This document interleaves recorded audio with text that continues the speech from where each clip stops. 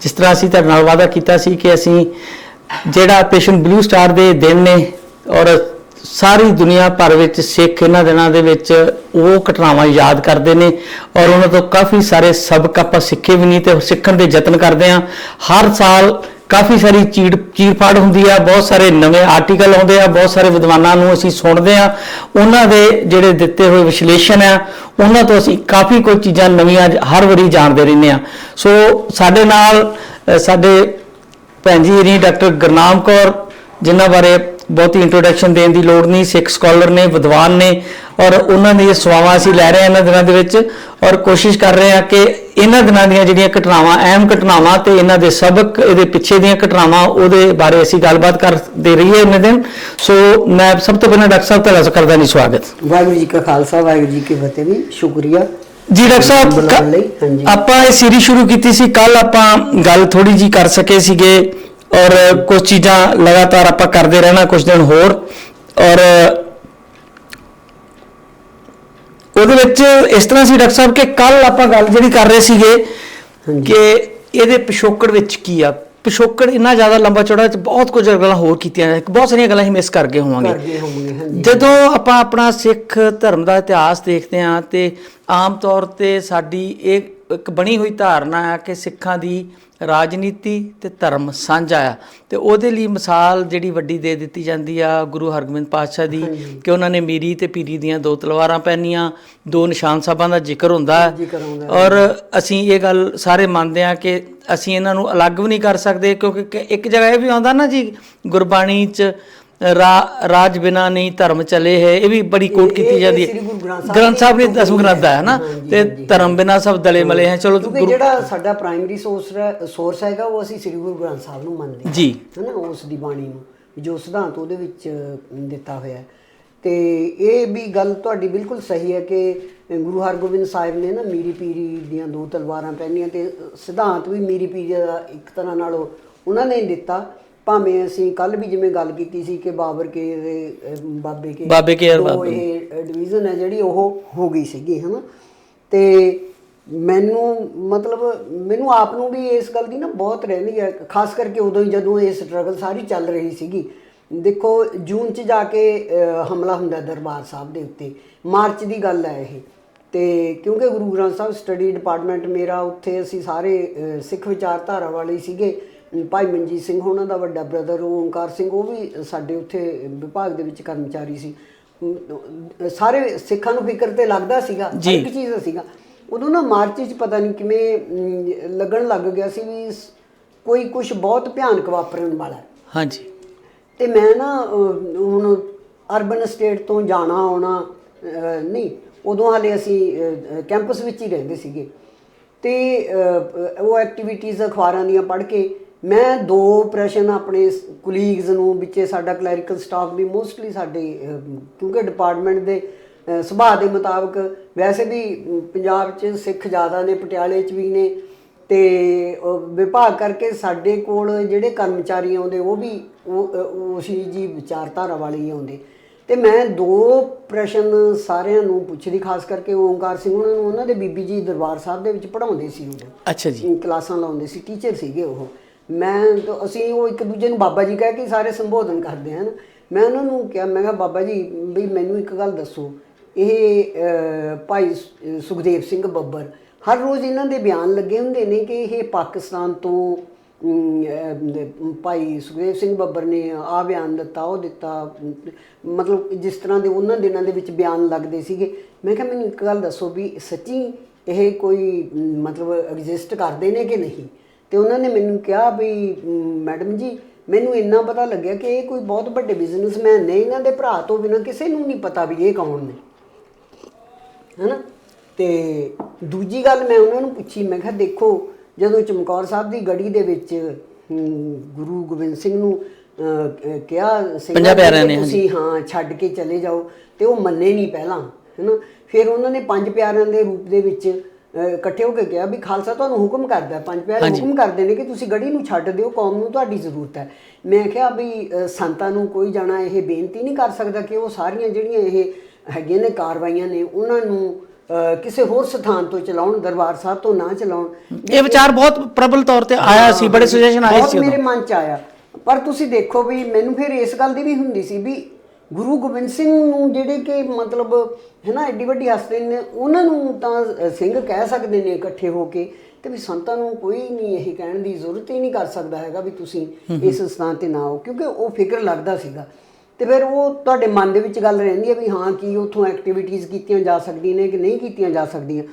ਤੇ ਮੈਂ ਪ੍ਰੋਫੈਸਰ ਪੂਰਨ ਸਿੰਘ ਹੋਣਾ ਦਾ ਲੇਖ ਪੜ੍ਹ ਰਹੀ ਸੀਗੀ। ਬਹੁਤ ਸਾਰੇ ਸਿੱਖਾਂ ਨੇ ਪੜ੍ਹਿਆ ਵੀ ਹੋਊਗਾ, ਪਰ ਮੇਰਾ ਜੀ ਕਰਦਾ ਹੈ ਕਿ ਮੈਂ ਇਹਦੇ ਵਿੱਚੋਂ ਕੁਛ ਕੋਟੇਸ਼ਨ ਇਸ ਸੰਬੰਧੀ ਦੋ ਚੀਜ਼ਾਂ ਬਾਰੇ ਉਹਨਾਂ ਨੇ, ਇੱਕ ਤਾਂ ਮੈਂ ਇਹ ਵੀ ਕਹਿਣੀ ਹੁੰਦੀ ਹਾਂ ਵੀ ਗੁਰੂ ਸਾਹਿਬ ਨੇ ਤਾਂ ਕਿਤੇ ਸਾਨੂੰ ਕਿਸੇ ਧਰਤੀ ਨਾਲ ਬਾਉਂਡ ਨਹੀਂ ਕੀਤਾ। ਉਹਨਾਂ ਨੇ ਤਾਂ ਕਿਹਾ ਵੀ ਸਾਰਾ ਸੰਸਾਰ ਤੁਹਾਡਾ ਹੈ ਨਾ, ਜਿੱਥੇ ਵੀ ਸਿੱਖ ਹੈਗਾ ਤੇ ਉਹ ਸਾਰੀ ਦੁਨੀਆ ਤੁਹਾਡੀ ਹੈ। ਸਾਡੇ ਲਈ ਕੋਈ ਕਿਸੇ ਕਿਸਮ ਦੀਆਂ ਇਸ ਕਿਸਮ ਦੀਆਂ ਬਾਉਂਡਰੀਜ਼ ਸਥਾਨਕ ਜਾਂ ਕੋਈ ਬੰਦਿਸ਼ਾਂ ਵਾਲੀਆਂ ਇਦਾਂ ਦੀਆਂ ਸਾਡੇ ਲਈ ਨਹੀਂ ਨਿਰਧਾਰਿਤ ਬਿਲਕੁਲ। ਤੇ ਦੂਜੀ ਗੱਲ ਉਹ ਦਰਬਾਰ ਸਾਹਿਬ ਦੀ ਵਰਤੋਂ ਜਾਂ ਅਕਾਲ ਤਖਤ ਦੀ ਕੀਤੀ ਜਾਵੇ ਕਿ ਨਹੀਂ, ਮੈਨੂੰ ਇਹ ਬੜੀ ਚੰਗੀ ਉਹਨਾਂ ਦੀ ਲੱਗੀ ਕੋਟੇਸ਼ਨ ਵੀ ਉਹ ਆਪਣਾ ਮਤਲਬ ਜਿਹੜਾ ਲੇਖ ਹੈ ਨਾ ਉਹ ਸ਼ੁਰੂ ਵੀ ਇੱਥੋਂ ਕਰਦੇ ਨੇ, ਹੈ ਨਾ। ਜੇ ਤੁਹਾਡੀ ਆਗਿਆ ਹੋਵੇ ਤਾਂ ਨਹੀਂ ਠੀਕ ਹੈ, ਬਿਲਕੁਲ ਜੀ ਬਿਲਕੁਲ। ਤੁਸੀਂ ਉਹ ਕਹਿੰਦੇ ਸਿੱਖਾਂ ਦਾ ਇਕੱਠ ਇੱਕ ਧਾਰਮਿਕ ਇਕੱਤਰਤਾ ਹੈ, ਅਨੇਕਾਂ ਜਾਤੀਆਂ ਕੌਮਾਂ ਤੇ ਕੁਲਾਂ ਦੇ ਲੋਕਾਂ ਦੀ ਇੱਕ ਧਰਮ ਦੀ ਸੰਧੀ ਨਾਲ ਜੁੜ ਕੇ ਇੱਕ ਕੌਮ ਤੇ ਜਥੇਬੰਦੀ ਬਣੀ ਹੈ। ਜੇ ਇਸ ਵਿੱਚ ਧਰਮ ਨਾ ਰਹੇ ਤਾਂ ਇਹ ਜਥੇਬੰਦੀ ਬਿਖਰ ਜਾਏਗੀ, ਕਿਉਂਕਿ ਇਹਨਾਂ ਦੇ ਵਜੂਦ ਦੀ ਕੌਮੀ ਹਸਤੀ ਜਾਂ ਇਹਨਾਂ ਦਾ ਮੇਲੇ ਇੱਕ ਕੁਲ ਹੋਣ ਕਰਕੇ ਨਹੀਂ, ਇੱਕ ਕੁਨਬਾ ਹੋਣ ਕਰਕੇ ਨਹੀਂ, ਕਿਸੇ ਇੱਕ ਇਲਾਕੇ ਦੇਸ਼ ਦੇ ਸਾਂਝੇ ਵਸੇਵੇ ਕਰਕੇ ਨਹੀਂ। ਜਿਕੂ ਅੰਗਰੇਜ਼ ਇੱਕ ਦੇਸ਼ ਦੇ ਵਾਸੀ ਹਨ, ਬ੍ਰਾਹਮਣ ਇੱਕ ਕੁਲ ਹਨ, ਅਫਰੀਕੀ ਇੱਕ ਕੁੰਬੇ ਦੇ ਹਨ, ਪਰੰਤੂ ਸਿੱਖ ਇੱਕ ਧਰਮ ਦੀ ਸਾਂਝ ਹੈ। ਸਾਂਝ ਦੇ ਕਾਰਨ ਇੱਕ ਜਿੰਦ ਬਣਾਏ ਗਏ ਹਨ।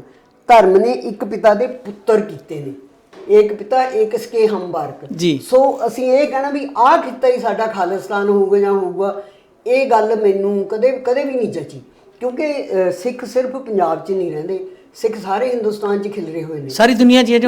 ਹੁਣ ਤਾਂ ਸਾਰੀ ਦੁਨੀਆ 'ਚ ਨਹੀਂ, ਚਾਹੇ Australia, Canada, America, after all ਜਿੱਥੇ ਜਿੱਥੇ ਬੈਠੇ ਨੇ ਉੱਥੋਂ ਦੀ ਸਿਸਟਮ ਦੇ ਮੁਤਾਬਕ ਉਹ ਜਿਉ ਰਹੇ ਨੇ ਤੇ ਤਰੱਕੀਆਂ ਵੀ ਕਰ ਰਹੇ ਨੇ ਜੀ। ਬਿਲਕੁਲ। ਹਾਂ, ਇਹ ਨਹੀਂ ਹੈ ਵੀ ਕਿਸੇ ਨੇ ਕੋਈ ਅਚੀਵਮੈਂਟ ਨਹੀਂ ਕੀਤੀ। ਇਹ ਮੈਨੂੰ ਗੱਲ ਇਹ ਬਹੁਤ ਸ਼ਾਨਦਾਰ ਲੱਗੀ ਵੀ ਜਿਸ ਗੱਲ ਵਾਕਈ ਸ਼ਾਨਦਾਰ ਹੈ ਜੀ, ਕਿਉਂਕਿ ਗੁਰੂ ਸਾਹਿਬ ਨੇ ਇੱਕ ਲੜੀ 'ਚ ਪਰੋ ਕੇ ਸਾਰੀਆਂ ਚੀਜ਼ਾਂ ਪਿਛਲੀਆਂ ਭੁਲਾ ਦਿੱਤੀਆਂ ਸਾਨੂੰ। ਔਰ ਖਾਸ ਕਰਕੇ ਇਹਨਾਂ ਦਾ ਕਹਿਣ ਦਾ ਮਤਲਬ ਵੀ ਅਸੀਂ ਕੋਈ ਇੱਕ ਕੁੜਬਾ ਨਹੀਂ ਆ, ਇੱਕ ਜਾਤ ਨਹੀਂ ਆ, ਇੱਕ ਇਸ ਤਰ੍ਹਾਂ ਨਹੀਂ ਆ, ਤੇ ਵੱਖ-ਵੱਖ ਥਾਂ ਤੋਂ ਆ ਕੇ ਧਰਮ ਕਰਕੇ ਆਪਸ ਜੁੜੇ ਆ। ਔਰ ਧਰਮ ਸਾਡਾ ਜਿਹੜਾ ਬਾਉਂਡ ਐਕਸ ਦਾ ਪਿਤਾ ਸਾਡਾ ਇੱਕ ਹੈ ਗੁਰੂ ਗੋਬਿੰਦ ਸਿੰਘ ਤੇ ਅਸੀਂ ਉਹਦੇ ਸਾਰੇ ਪੁੱਤਰ ਹਾਂ ਜੀ। ਤੇ ਦੂਸਰੀ ਗੱਲ ਜਿਹੜੀ ਉਹਨਾਂ ਨੇ ਕਹੀ ਆਪਣਾ ਮਤਲਬ ਦਰਬਾਰ ਸਾਹਿਬ ਬਾਰੇ, ਵੀ ਦਰਬਾਰ ਸਾਹਿਬ ਹੈ ਜਿਹੜਾ ਇਹ ਸਰਵਉੱਚ ਸਥਾਨ ਹੈ, ਸਿੱਖਾਂ ਦਾ ਬਹੁਤ ਪਵਿੱਤਰ ਸਥਾਨ ਹੈ ਤੇ ਧਾਰਮਿਕ ਸਥਾਨ ਹੈ ਇਹ, ਤੇ ਇਹਦੀ ਵਰਤੋਂ ਹੈ ਜਿਹੜੀ ਉਹ ਪੋਲਿਟਿਕਸ ਲਈ ਨਹੀਂ ਹੋਣੀ ਚਾਹੀਦੀ।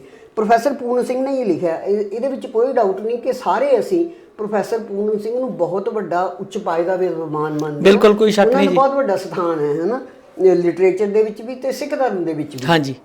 ਹੁਣ ਉਹ ਲਿਖਦੇ ਨੇ, ਹੁਣ ਆਪਾਂ ਇਹ ਸਾਰੇ ਜਾਣਦੇ ਹਾਂ ਕਿ ਅਕਾਲ ਤਖਤ ਦੀ ਸਥਾਪਨਾ ਗੁਰੂ ਹਰਗੋਬਿੰਦ ਸਾਹਿਬ ਨੇ ਕੀਤੀ ਸੀ। ਉਹਨਾਂ ਨੇ ਆਪਣਾ ਜੋ ਮਤਲਬ ਕਾਰਜ ਚਲਾਏ, ਉਹਨਾਂ ਨੂੰ ਆਪਾਂ ਪੋਲੀਟੀਕਲ ਕਹਿ ਸਕਦੇ ਹਾਂ, ਸੰਸਾਰਕ ਕਹਿ ਸਕਦੇ ਹਾਂ, ਦੁਨਿਆਵੀ ਕਹਿ ਸਕਦੇ ਹਾਂ, ਉਹ ਸਾਰੇ ਉਹਨਾਂ ਨੇ ਅਕਾਲ ਤਖਤ ਤੋਂ ਉੱਥੇ ਆਪਣਾ ਉਹ ਤਖਤ ਲਾ ਕੇ ਬੈਠਦੇ ਸੀ। ਤੇ ਉਹ ਇਹ ਵੀ ਕਿਹਾ ਜਾਂਦਾ ਕਿ ਮੁਗਲ ਸਲਤਨਤ ਨੂੰ ਇਹ ਦਿਖਾਉਣ ਦੇ ਲਈ ਕਿ ਜਿਹੜਾ ਸੱਚੇ ਪਾਤਸ਼ਾਹ ਦਾ ਤਖਤ ਹੈ ਉਹ ਤੁਹਾਡੇ ਨਾਲੋਂ ਵੀ ਉੱਚਾ ਹੈ, ਤੇ ਉੱਥੇ ਉਹਨਾਂ ਨੇ ਤਖਤ ਦੀ ਸਥਾਪਨਾ ਕੀਤੀ।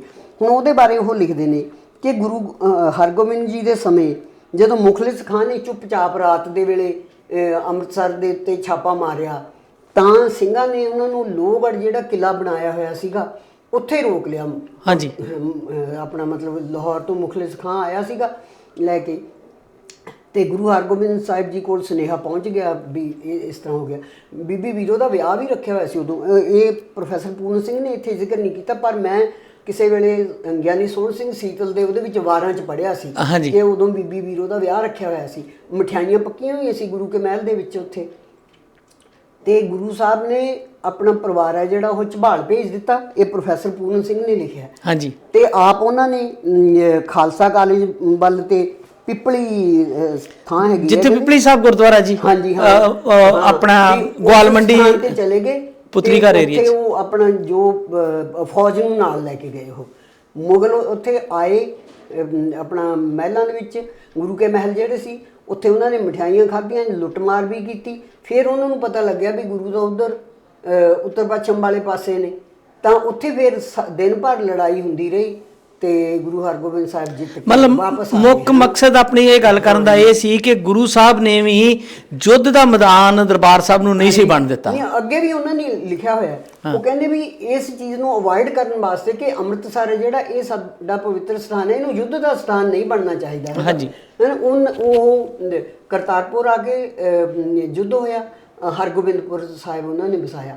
ਜਦੋਂ ਲੜਾਈ ਹਟ ਗਈ, ਉਹ ਜਲੰਧਰ ਦੇ ਫਿਰ ਉਹਨੇ ਸੂਬੇਦਾਰ ਨੇ ਹਨਾ ਕੀਤਾ ਸੀ ਹਮਲਾ ਉੱਥੇ, ਅੱਛਾ ਜੀ, ਹਰਗੋਬਿੰਦਪੁਰ ਸਾਹਿਬ, ਉੱਥੇ ਯੁੱਧ ਹੋਇਆ। ਯੁੱਧ ਤੋਂ ਬਾਅਦ ਉਹ ਅੰਮ੍ਰਿਤਸਰ ਫੇਰ ਗਏ, ਉਹ ਰਹੇ ਉੱਥੇ। ਪਰ ਜਦੋਂ ਉਹਨਾਂ ਨੂੰ ਲੱਗਿਆ ਕਿ ਇਹ ਯੁੱਧ ਦੇ ਅਸਾਰ ਫੇਰ ਹੁੰਦੇ ਜਾਂਦੇ ਨੇ, ਫਿਰ ਉਹ ਮਾਲਵੇ ਵੱਲ ਚਲੇ ਗਏ। ਉੱਥੇ ਵੀ ਯੁੱਧ ਹੋਇਆ ਮਾਲਵੇ 'ਚ ਵੀ।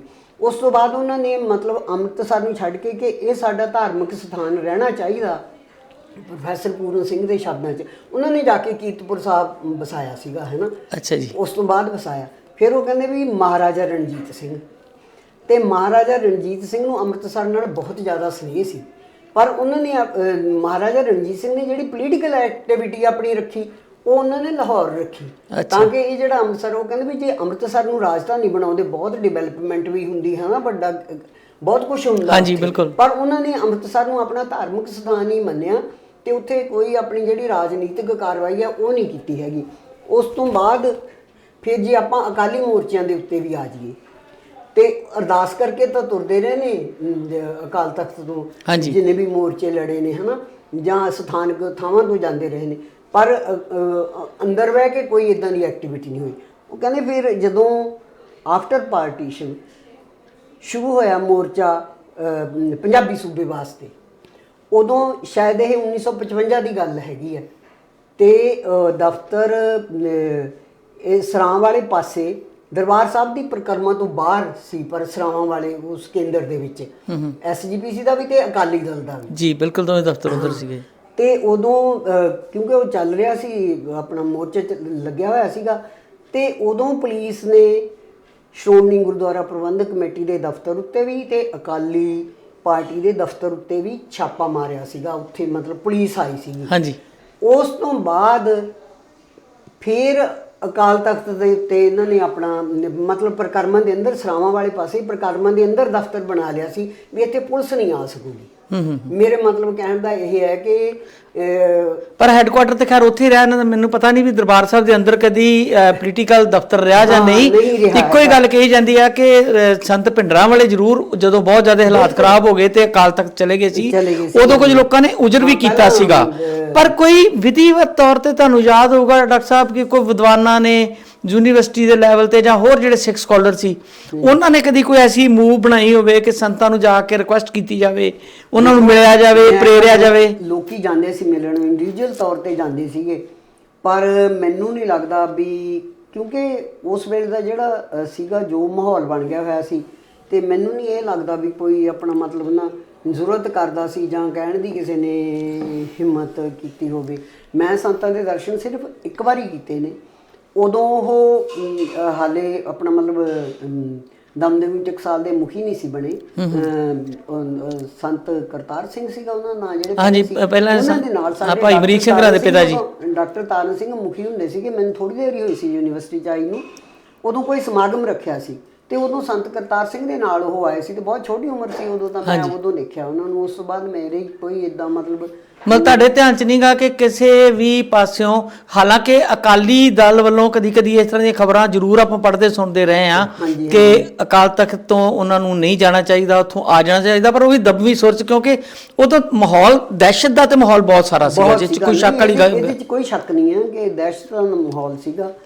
ਤੇ ਦੂਸਰੀ ਗੱਲ ਜਿਹੜੀ ਹੈਗੀ ਹੈ ਵੀ ਸਿੱਖਾਂ ਦੇ ਮਨ 'ਚ ਇੰਨਾ ਰੰਜ ਕਿਉਂ ਸੀ, ਉਹ ਵੀ ਮੈਂ ਦੇਖ ਰਹੀ ਸੀਗੀ, ਥੋੜਾ ਜਿਹਾ ਇਤਿਹਾਸ ਫੋਲ ਰਹੀ ਸੀਗੀ। ਹਾਂਜੀ। ਕਿ ਬੇਸ਼ੱਕ ਮਹਾਤਮਾ ਗਾਂਧੀ ਨੇ ਵੀ ਸੱਤਿਆਗ੍ਰਹਿ ਕੀਤੇ ਤੇ ਕੁੰਜੀਆਂ ਦਾ ਮੋਰਚਾ, ਜਿੰਨੇ ਵੀ ਮੋਰਚੇ ਅਕਾਲੀਆਂ ਨੇ ਲਾਏ, ਉਹ ਸਾਰੇ ਸੱਤਿਆਗ੍ਰਹਿ ਵਾਂਗੂ ਹੀ ਸੀਗਾ, ਸ਼ਾਂਤਮਈ ਅੰਦੋਲਨ ਸੀਗੇ ਸਾਰੇ, ਭਾਵੇਂ ਡਾਂਗਾ ਵੀ ਵਰਸਾਉਂਦੀ ਸੀ ਪੁਲਿਸ, ਕੁਛ ਵੀ ਕਰਦੀ ਸੀਗੀ। ਬਹੁਤ ਸਾਰੀਆਂ ਐਗਜ਼ਾਮਪਲਸ ਨੇ ਸਾਡੇ ਕੋਲ ਵੀ, 4 ਸਿੱਖਾਂ ਦੇ ਉੱਤੇ ਮਤਲਬ 10 ਜਾਣੇ ਪੁਲਿਸ ਦੇ ਤੇ ਇੱਕ ਨਾਲ ਅੰਗਰੇਜ਼ ਆਫੀਸਰ ਆ ਕੇ ਉਹ ਡਾਂਗ ਬਰਸਾਉਂਦੇ ਰਹੇ ਨੇ ਜਾਂ ਮਤਲਬ ਕੁਝ ਵੀ ਕਰਦੇ ਨੇ, ਡਿੱਗ ਪੈਂਦੇ ਸੀ ਫਿਰ ਖੜੇ ਹੋ ਜਾਂਦੇ ਸੀਗੇ, ਪਰ ਕੋਈ ਉਹ ਸ਼ਾਂਤੀ ਹੱਥ ਨਹੀਂ ਸੀ ਅੱਗੋਂ ਚੁੱਕਦੇ। ਮਤਲਬ ਪੂਰੀ ਅਹਿੰਸਾ ਜਿਹੜੀ ਗਾਂਧੀ ਨੇ ਬਾਅਦ ਚ ਸਿਧਾਂਤ ਇੱਥੋਂ ਮੇਰੇ ਖਿਆਲ ਅਪਣਾਇਆ ਹੋਵੇਗਾ, ਜਿਹੜਾ ਸਿੱਖਾਂ ਨੇ। ਨਹੀਂ, ਗਾਂਧੀ ਨੇ ਤਾਂ ਉਹ ਕਹਿੰਦੇ ਵੀ ਜਦੋਂ ਮਹਾਰਾਜਾ ਦਲੀਪ ਸਿੰਘ ਦੀ ਲੜਕੀ ਉਹਦੇ ਵਿੱਚ ਪਾਰਟਿਸਿਪੇਟ ਕਰ ਰਹੀ ਸੀ, ਜਦੋਂ ਇਸਤਰੀਆਂ ਦੀ ਵੋਟਾਂ ਵਾਸਤੇ 1907 ਦੇ ਵਿੱਚ ਕਿ ਕਿੰਨੇ ਚ ਚੱਲਿਆ ਸੀ, ਉੱਥੇ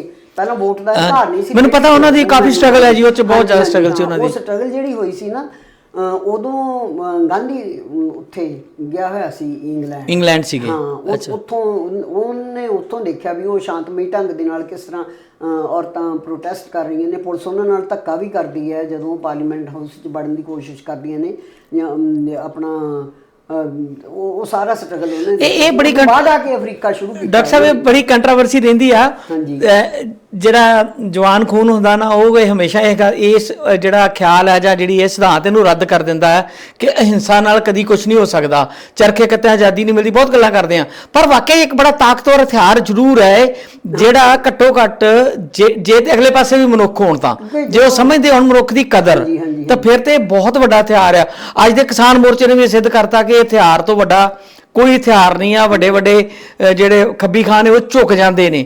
ਅਕਾਲੀ ਮੋਰਚਾ ਦਾ ਇਤਿਹਾਸ ਦਾ ਤੁਸੀਂ ਜ਼ਿਕਰ ਕੀਤਾ, ਗੁਰੂ ਕੇ ਬਾਗ ਦੇ ਮੋਰਚੇ ਦੀ ਜਿਹੜੀ ਗੱਲ ਹੈ, ਉਹਦੇ ਬਾਰੇ ਬਹੁਤ ਲੋਕਾਂ ਨੇ ਲਿਖਿਆ ਕਿ ਕਿਹੋ ਜਿਹੇ ਇਨਸਾਨ ਸਨ। ਪ੍ਰੋਟੈਸਟ ਦੇ ਨਾਲ ਹੀ ਜਿੱਤੇ ਨੇ ਉਹ। ਹਾਂਜੀ, ਦੇਖੋ ਜਦੋਂ ਜਿਹੜੀ ਇਹ ਦੋ ਤਿੰਨ ਗੱਲਾਂ ਇਹਦੇ ਵਿੱਚ ਇਨਵੋਲਵ ਹੁੰਦੀਆਂ, ਜਦੋਂ ਆਪਾਂ ਨਾ ਆਰਮਡ ਸਟਰਗਲ ਦੀ ਗੱਲ ਕਰਦੇ ਆ ਜਾਂ ਬੇਹਥਿਆਰਬੰਦ ਲੜਾਈ ਹੈ ਨਾ, ਤੱਤੀ ਲੜਾਈ ਹੈ ਜਿਹੜੀ, ਉਹਦੇ ਵਿੱਚ ਇੱਕ ਤੇ ਗੱਲਬਾਤ ਦੀ ਸੰਭਾਵਨਾ ਨਹੀਂ ਰਹਿੰਦੀ ਬਹੁਤੀ ਜ਼ਿਆਦਾ, ਹੈ ਨਾ। ਹਾਂਜੀ, ਦੂਸਰੀ ਗੱਲ ਇਹ ਹੈ, ਜਿਵੇਂ ਹੁਣ ਭਾਵੇਂ ਅਸੀਂ 2% ਆ ਇੰਡੀਅਨ ਪਾਪੂਲੇਸ਼ਨ ਦੇ, ਹੈ ਨਾ, ਉਹਨਾਂ ਦੇ ਵਿੱਚੋਂ ਵੀ ਸਾਰਿਆਂ ਦੀ ਇੱਕੋ ਜਿਹੀ ਪੋਲੀਟੀਕਲ ਵਿਚਾਰਧਾਰਾ ਨਹੀਂ ਹੈਗੀ, ਹੈ ਨਾ। ਤੇ ਇੱਕ ਪਾਸੇ ਸਟੇਟ ਹੈ ਪੂਰੀ, ਈਵਨ ਪਾਕਿਸਤਾਨ ਵੀ ਜੇ ਲੜਨਾ ਚਾਹੇ ਹਿੰਦੁਸਤਾਨ ਦੇ ਨਾਲ, ਮੈਂ ਕਹਿੰਦੀ ਹੁੰਦੀ ਹਾਂ ਵੀ ਪਾਕਿਸਤਾਨ ਦਾ ਹੂਆ ਕਿਉਂ ਦਿਖਾਉਂਦਾ, ਸਰਕਾਰਾਂ ਦਿਖਾਉਂਦੀਆਂ ਨੇ ਲੋਕਾਂ ਨੂੰ ਕਾਬੂ ਕਰਨ ਲਈ, ਹਮੇਸ਼ਾ ਪਾਕਿਸਤਾਨ ਦਾ ਹੂਆ। ਆਪਾਂ ਮੋਦੀ ਜੀ ਨੂੰ ਵੀ ਦੇਖਦੇ ਹਾਂ, ਕਿਉਂਕਿ ਪਾਕਿਸਤਾਨ ਦੀ ਜਿਹੜੀ ਮਿਲਟਰੀ ਹੈ ਉਹ ਹਿੰਦੁਸਤਾਨ ਦੀ ਮਿਲਟਰੀ ਦੇ ਮੁਤਾਬਕ ਕਿੱਥੇ ਉਹਨਾਂ ਦੀ ਗਿਣਤੀ ਹੈਗੀ ਹੈ, ਬਿਲਕੁਲ ਉਹ ਨਹੀਂ ਜਿੱਤ ਸਕਦੇ। ਇਸੇ ਤਰ੍ਹਾਂ ਕੋਈ ਵੀ ਸਟੇਟ ਜਿਹੜੀ ਪ੍ਰਾਂਤ ਹੈਗਾ, ਪ੍ਰੋਵਿੰਸ਼ੀਅਲ ਲੋਕ ਨੇ, ਉਹ ਹਥਿਆਰਬੰਦ ਯੁੱਧ ਹੈ ਜਿਹੜਾ ਆਪਣੀ ਸਟੇਟ ਦੇ ਨਾਲ ਲੜ ਕੇ ਨਹੀਂ ਜਿੱਤ ਸਕਦੇ। ਰਾਜਾਸ਼ਾਹੀ ਵੇਲੇ ਗੱਲ ਡਾਕਟਰ ਸਾਹਿਬ ਕੁਝ ਹੋਰ ਸੀ, ਜਦੋਂ ਕਿੰਗਡਮ ਹੁੰਦੀ ਸੀ, ਰਾਜੇ ਹੁੰਦੇ ਸੀ ਨਾ ਜੀ, ਉਦੋਂ ਜੋ ਛੋਟੇ ਛੋਟੇ ਰਾਜੇ ਇੱਕ ਦੂਜੇ ਨੂੰ ਹਰਾ ਕੇ ਪੂਰੀ ਤਰ੍ਹਾਂ ਨਿਸਲ ਕਰ ਦਿੰਦੇ ਸੀ, ਪੂਰਾ ਤਹਿਸ ਨਹਿਸ ਕਰ ਦਿੰਦੇ ਸੀ, ਮਲੀਆ ਮੇਟ ਕਰਦੇ। ਆਪਾਂ ਨਾਦਰ ਸ਼ਾਹ ਦੀਆਂ ਦੂਜੀਆਂ ਦੇਖਦੇ ਆਏ ਆ, ਉਹ ਟ੍ਰਾਈਬਲ, ਉਹ ਅਲੱਗ ਤਰ੍ਹਾਂ ਦਾ ਸਿਸਟਮ ਸੀਗਾ। ਪਰ ਮੌਜੂਦਾ ਯੁੱਗ ਦੇ ਵਿੱਚ ਅਗਰ ਕੋਈ ਕਵੇ ਕਿ ਅਸੀਂ ਤਲਵਾਰ ਦੇ ਜ਼ੋਰ ਨਾਲ ਕੋਈ ਚੀਜ਼ਾਂ ਮਨਾ ਲਵਾਂਗੇ, ਆਪਾਂ ਸੀਰੀਆ ਦਾ ਦੇਖਦੇ ਹਾਂ, ਹੋਰ ਵੀ ਬਹੁਤ, ਅਫਗਾਨਿਸਤਾਨ ਦੇ ਵਿੱਚ ਹੀ ਲੈ ਲਓ ਤੁਸੀਂ ਆਪਣਾ। ਹਾਂਜੀ, ਨਹੀਂ ਉਹ ਮੁਸ਼ਕਲ ਹੁੰਦਾ ਜੀ। ਸੌਰੀ। ਸੋ ਆਪਾਂ ਥੋੜੀ ਜਿਹੀ ਗੱਲ ਅੱਗੇ ਤੋਰਦੇ ਹਾਂ ਕਿ ਇਹ ਸਾਰੀਆਂ ਚੀਜ਼ਾਂ ਜਾਣਦੇ ਹੋਏ ਵੀ ਮਤਲਬ ਸੰਤਾਂ ਨੂੰ ਕਿਸੇ ਨੇ ਮਤਲਬ ਪ੍ਰੇਰ ਨਹੀਂ ਸਕੇ, ਲੋਕ ਕਿਸੇ ਤਰ੍ਹਾਂ ਉਹਨਾਂ ਨੂੰ ਇਸ ਗੱਲ ਤੇ ਲਿਆ ਨਹੀਂ ਸਕੇ ਕਿ ਆਪਾਂ ਨੂੰ ਇਹ ਯੁੱਧ ਜਿਹੜਾ ਆ ਇਸ ਧਾਰਮਿਕ ਸਥਾਨ ਤੋਂ ਬਾਹਰ ਲੈ ਜਾਣਾ ਚਾਹੀਦਾ।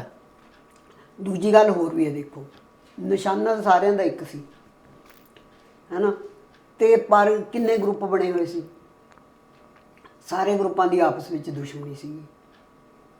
ਨਿਸ਼ਾਨਾ ਕਹਿਣ ਨੂੰ ਇੱਕ ਸੀ ਡਾਕਟਰ ਸਾਹਿਬ, ਪਰ ਸਿਆਸੀ ਲੋਕਾਂ ਦਾ ਨਿਸ਼ਾਨਾ ਜਿਹੜਾ ਸੀ ਨਾ, ਜੇ ਇਸੇ ਕਰਕੇ ਇਹ ਗੱਲ ਨਿਕਲੀ ਸੀਗੀ ਕਿ ਲੋਕ ਉਹ ਕਹਿੰਦੇ ਕੁਛ ਸੀਗੇ, ਕਰਦੇ ਕੁਛ ਸੀ, ਉਹਨਾਂ ਦੇ ਰੋਮ ਰੋਮ 'ਚ ਬੇਈਮਾਨੀ ਸੀਗੀ।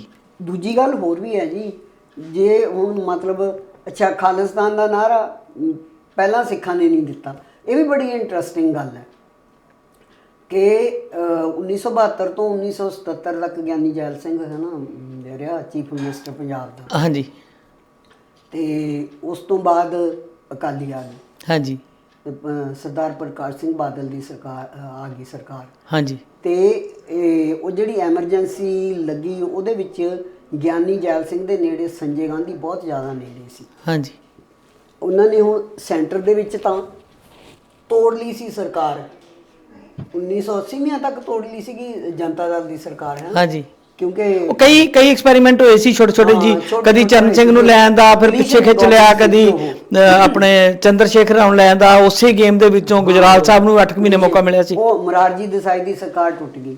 ਅਕਾਲੀਆਂ ਨੇ ਸੈਂਟਰ ਦੇ ਵਿੱਚ ਤਾਂ ਆਪਣੀ ਜਿਹੜੀ ਸੀਗੀ ਪਾਵਰ ਉਹਨਾਂ ਤੋਂ ਵਾਪਸ ਲੈ ਲਈ, ਸਪੋਰਟ ਜਿਹੜੀ ਕਰ ਰਹੇ ਸੀਗੇ, ਪਰ ਪੰਜਾਬ ਦੇ ਵਿੱਚ ਉਹਨਾਂ ਦੀ ਸਾਂਝੀ ਗਵਰਨਮੈਂਟ ਸੀਗੀ, ਜਨਸੰਘ ਦੇ ਨਾਲ ਜਨਤਾ ਦਲ ਦੇ ਨਾਲ, ਹੈ ਨਾ। ਹਾਂਜੀ।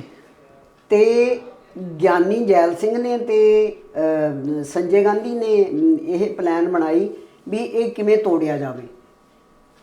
ਤੇ ਉਹਨਾਂ ਨੇ ਕੋਸ਼ਿਸ਼ ਕੀਤੀ ਪਹਿਲਾਂ ਤਾਂ ਕਿ 3 ਲੀਡਰ ਉਸ ਵੇਲੇ ਹੈਗੇ ਨੇ, ਜਥੇਦਾਰ ਗੁਰਚਰਨ ਸਿੰਘ ਟੌੜਾ ਜਿਹੜੇ ਪ੍ਰਧਾਨ ਨੇ SGPC ਦੇ। ਇਹ ਲੋਕਾਂ ਦੇ ਵਿਦਵਾਨਾਂ ਦੇ ਐਨਾਲਿਸਿਸ ਨੇ, ਇਹ ਗਲਤ ਵੀ ਹੋ ਸਕਦੇ ਨੇ, ਮਤਲਬ ਆਪਾਂ ਤਾਂ ਜਸਟ ਇਸ ਕਰਕੇ ਐਨਾਲਿਸਿਸ ਕਰ ਰਹੇ ਹਾਂ ਕਿ ਅਸੀਂ ਇਹ ਤੋਂ ਕੁਛ ਸਿੱਖੀਏ ਕਿ ਫਿਊਚਰ ਦੇ ਵਿੱਚ ਕਿਵੇਂ ਚੱਲਣਾ ਚਾਹੀਦਾ, ਕਿਵੇਂ ਮਤਲਬ ਉਹ ਕਰਨੇ ਚਾਹੀਦੇ, ਐਕਸ਼ਨ ਲੈਣੇ ਚਾਹੀਦੇ ਨੇ।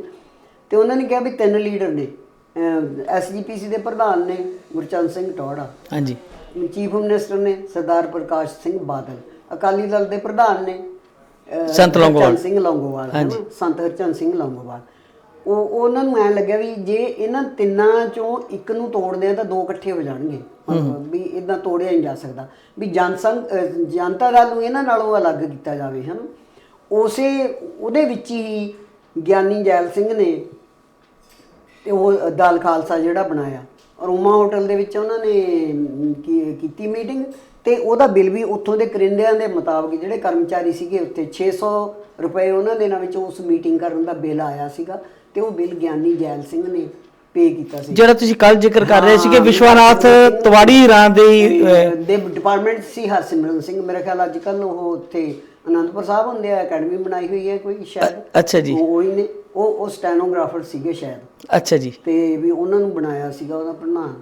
ਤੇ ਇਹ ਖਾਲਿਸਤਾਨ ਦਾ ਨਾਰਾ ਵੀ ਇਹਨੇ ਵੀ ਗਿਆਨੀ ਜੈਲ ਸਿੰਘ ਨੇ ਹੀ ਦਿੱਤਾ, ਕਿਉਂਕਿ ਗਿਆਨੀ ਜੈਲ ਸਿੰਘ ਜੋ ਉਹਦੇ ਵਿੱਚ ਇਹ ਤੋਂ ਪਹਿਲਾਂ ਮੇਰੇ ਖਿਆਲ ਸਿੱਖ ਹੋਮਲੈਂਡ ਦਾ ਨਾਮ ਬੜਾ ਪ੍ਰਚਲਿਤ ਹੁੰਦਾ ਸੀਗਾ। ਉਹ ਜਦੋਂ ਆਪਣਾ ਜਗਜੀਤ ਸਿੰਘ ਚੌਹਾਨ ਨੇ ਦਿੱਤਾ ਸੀ ਨਾਰਾ, ਜਦੋਂ ਇਹ ਪਹਿਲਾਂ ਇੱਥੇ ਮਿਨਿਸਟਰ ਵੀ ਰਿਹਾ, ਜਦੋਂ ਉਹ ਬਾਹਰ ਚਲਿਆ ਗਿਆ ਫਿਰ ਉਹਨੇ USA ਤੇ UNO ਦੇ ਵਿੱਚ ਇਹ ਸਿੱਖ ਹੋਮਲੈਂਡ ਦੀ ਗੱਲ ਉਹ ਚੱਕਦਾ ਰਿਹਾ, ਫਿਰ ਵਾਪਸ ਵੀ ਆ ਗਿਆ ਸੀ। ਦੇਖੋ ਉਹਨੂੰ ਕਿਵੇਂ ਵਾਪਸ ਆਉਣ ਦਿੱਤਾ ਫਿਰ, ਹੈ ਨਾ।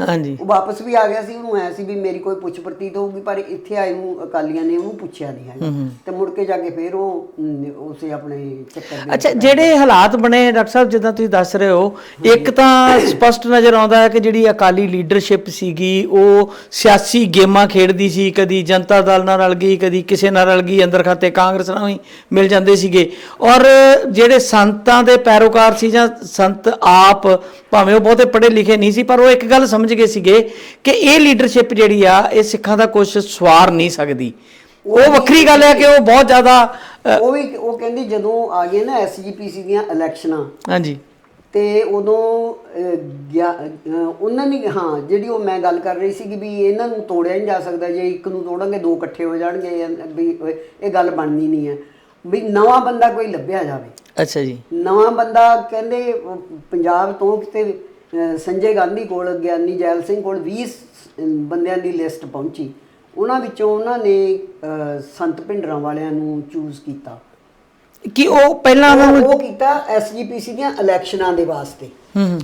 ਤੇ ਆਪਣਾ ਉਹ SGPC ਦੀਆਂ ਇਲੈਕਸ਼ਨ ਦੇ ਵਿੱਚ ਹੋਇਆ ਇਹ ਕਿ 140 ਸੀਟਾਂ ਚੋਂ 4 ਸੀਟਾਂ ਉਹਨਾਂ ਨੂੰ ਆਈਆਂ ਹਨ, ਨਹੀਂ ਉਹ ਆਪਣੀ ਕੋਈ ਥਾਂ ਮਤਲਬ ਪਕੜ ਨਹੀਂ ਬਣਾ ਸਕੇ। ਈਵਨ ਜਿਹੜੀਆਂ ਆਈਆਂ ਸੀ ਨਾ ਆਪਣੀਆਂ ਕੀ ਕਹਿੰਦੇ ਇਲੈਕਸ਼ਨਾਂ ਆਈਆਂ, ਉਹਦੇ ਵਿੱਚ ਵੀ ਇਹ ਵੀ ਵਿਦਵਾਨਾਂ ਨੇ ਐਨਾਲਿਸਿਸ ਕੀਤਾ ਹੋਇਆ ਕਿ 3 ਸੀਟਾਂ ਅਜਿਹੀਆਂ ਸੀਗੀਆਂ ਜਿੱਥੇ ਸੰਤ ਭਿੰਡਰਾਂ ਵਾਲਿਆਂ ਨੇ ਕਾਂਗਰਸ ਦੇ ਕੈਂਡੀਡੇਟਸ ਲਈ ਪ੍ਰਚਾਰ ਵੀ ਕੀਤਾ।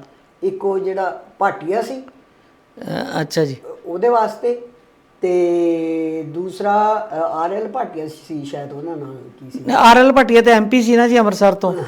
MP ਅੰਮ੍ਰਿਤਸਰ ਤੋਂ। ਤੇ ਦੂਜੀ ਬੀਬੀ ਭਿੰਡਰ, ਹਾਂਜੀ, ਉਹ ਪੁਲਿਸ ਉਹਦੀ ਬਿਲਕੁਲ ਪ੍ਰੀਤਮ ਸਿੰਘ ਭਿੰਡਰ ਦੀ ਵਾਈਫ, ਔਰ ਲੰਬਾ ਸਮਾਂ ਉੱਥੋਂ ਦੇ MP ਰਹੇ ਨੇ ਗੁਰਦਾਸਪੁਰ ਤੋਂ। ਉਹਨਾਂ ਦੀ ਸੀਟ ਦੇ ਉੱਤੇ ਕੀਤਾ ਸੀਗਾ।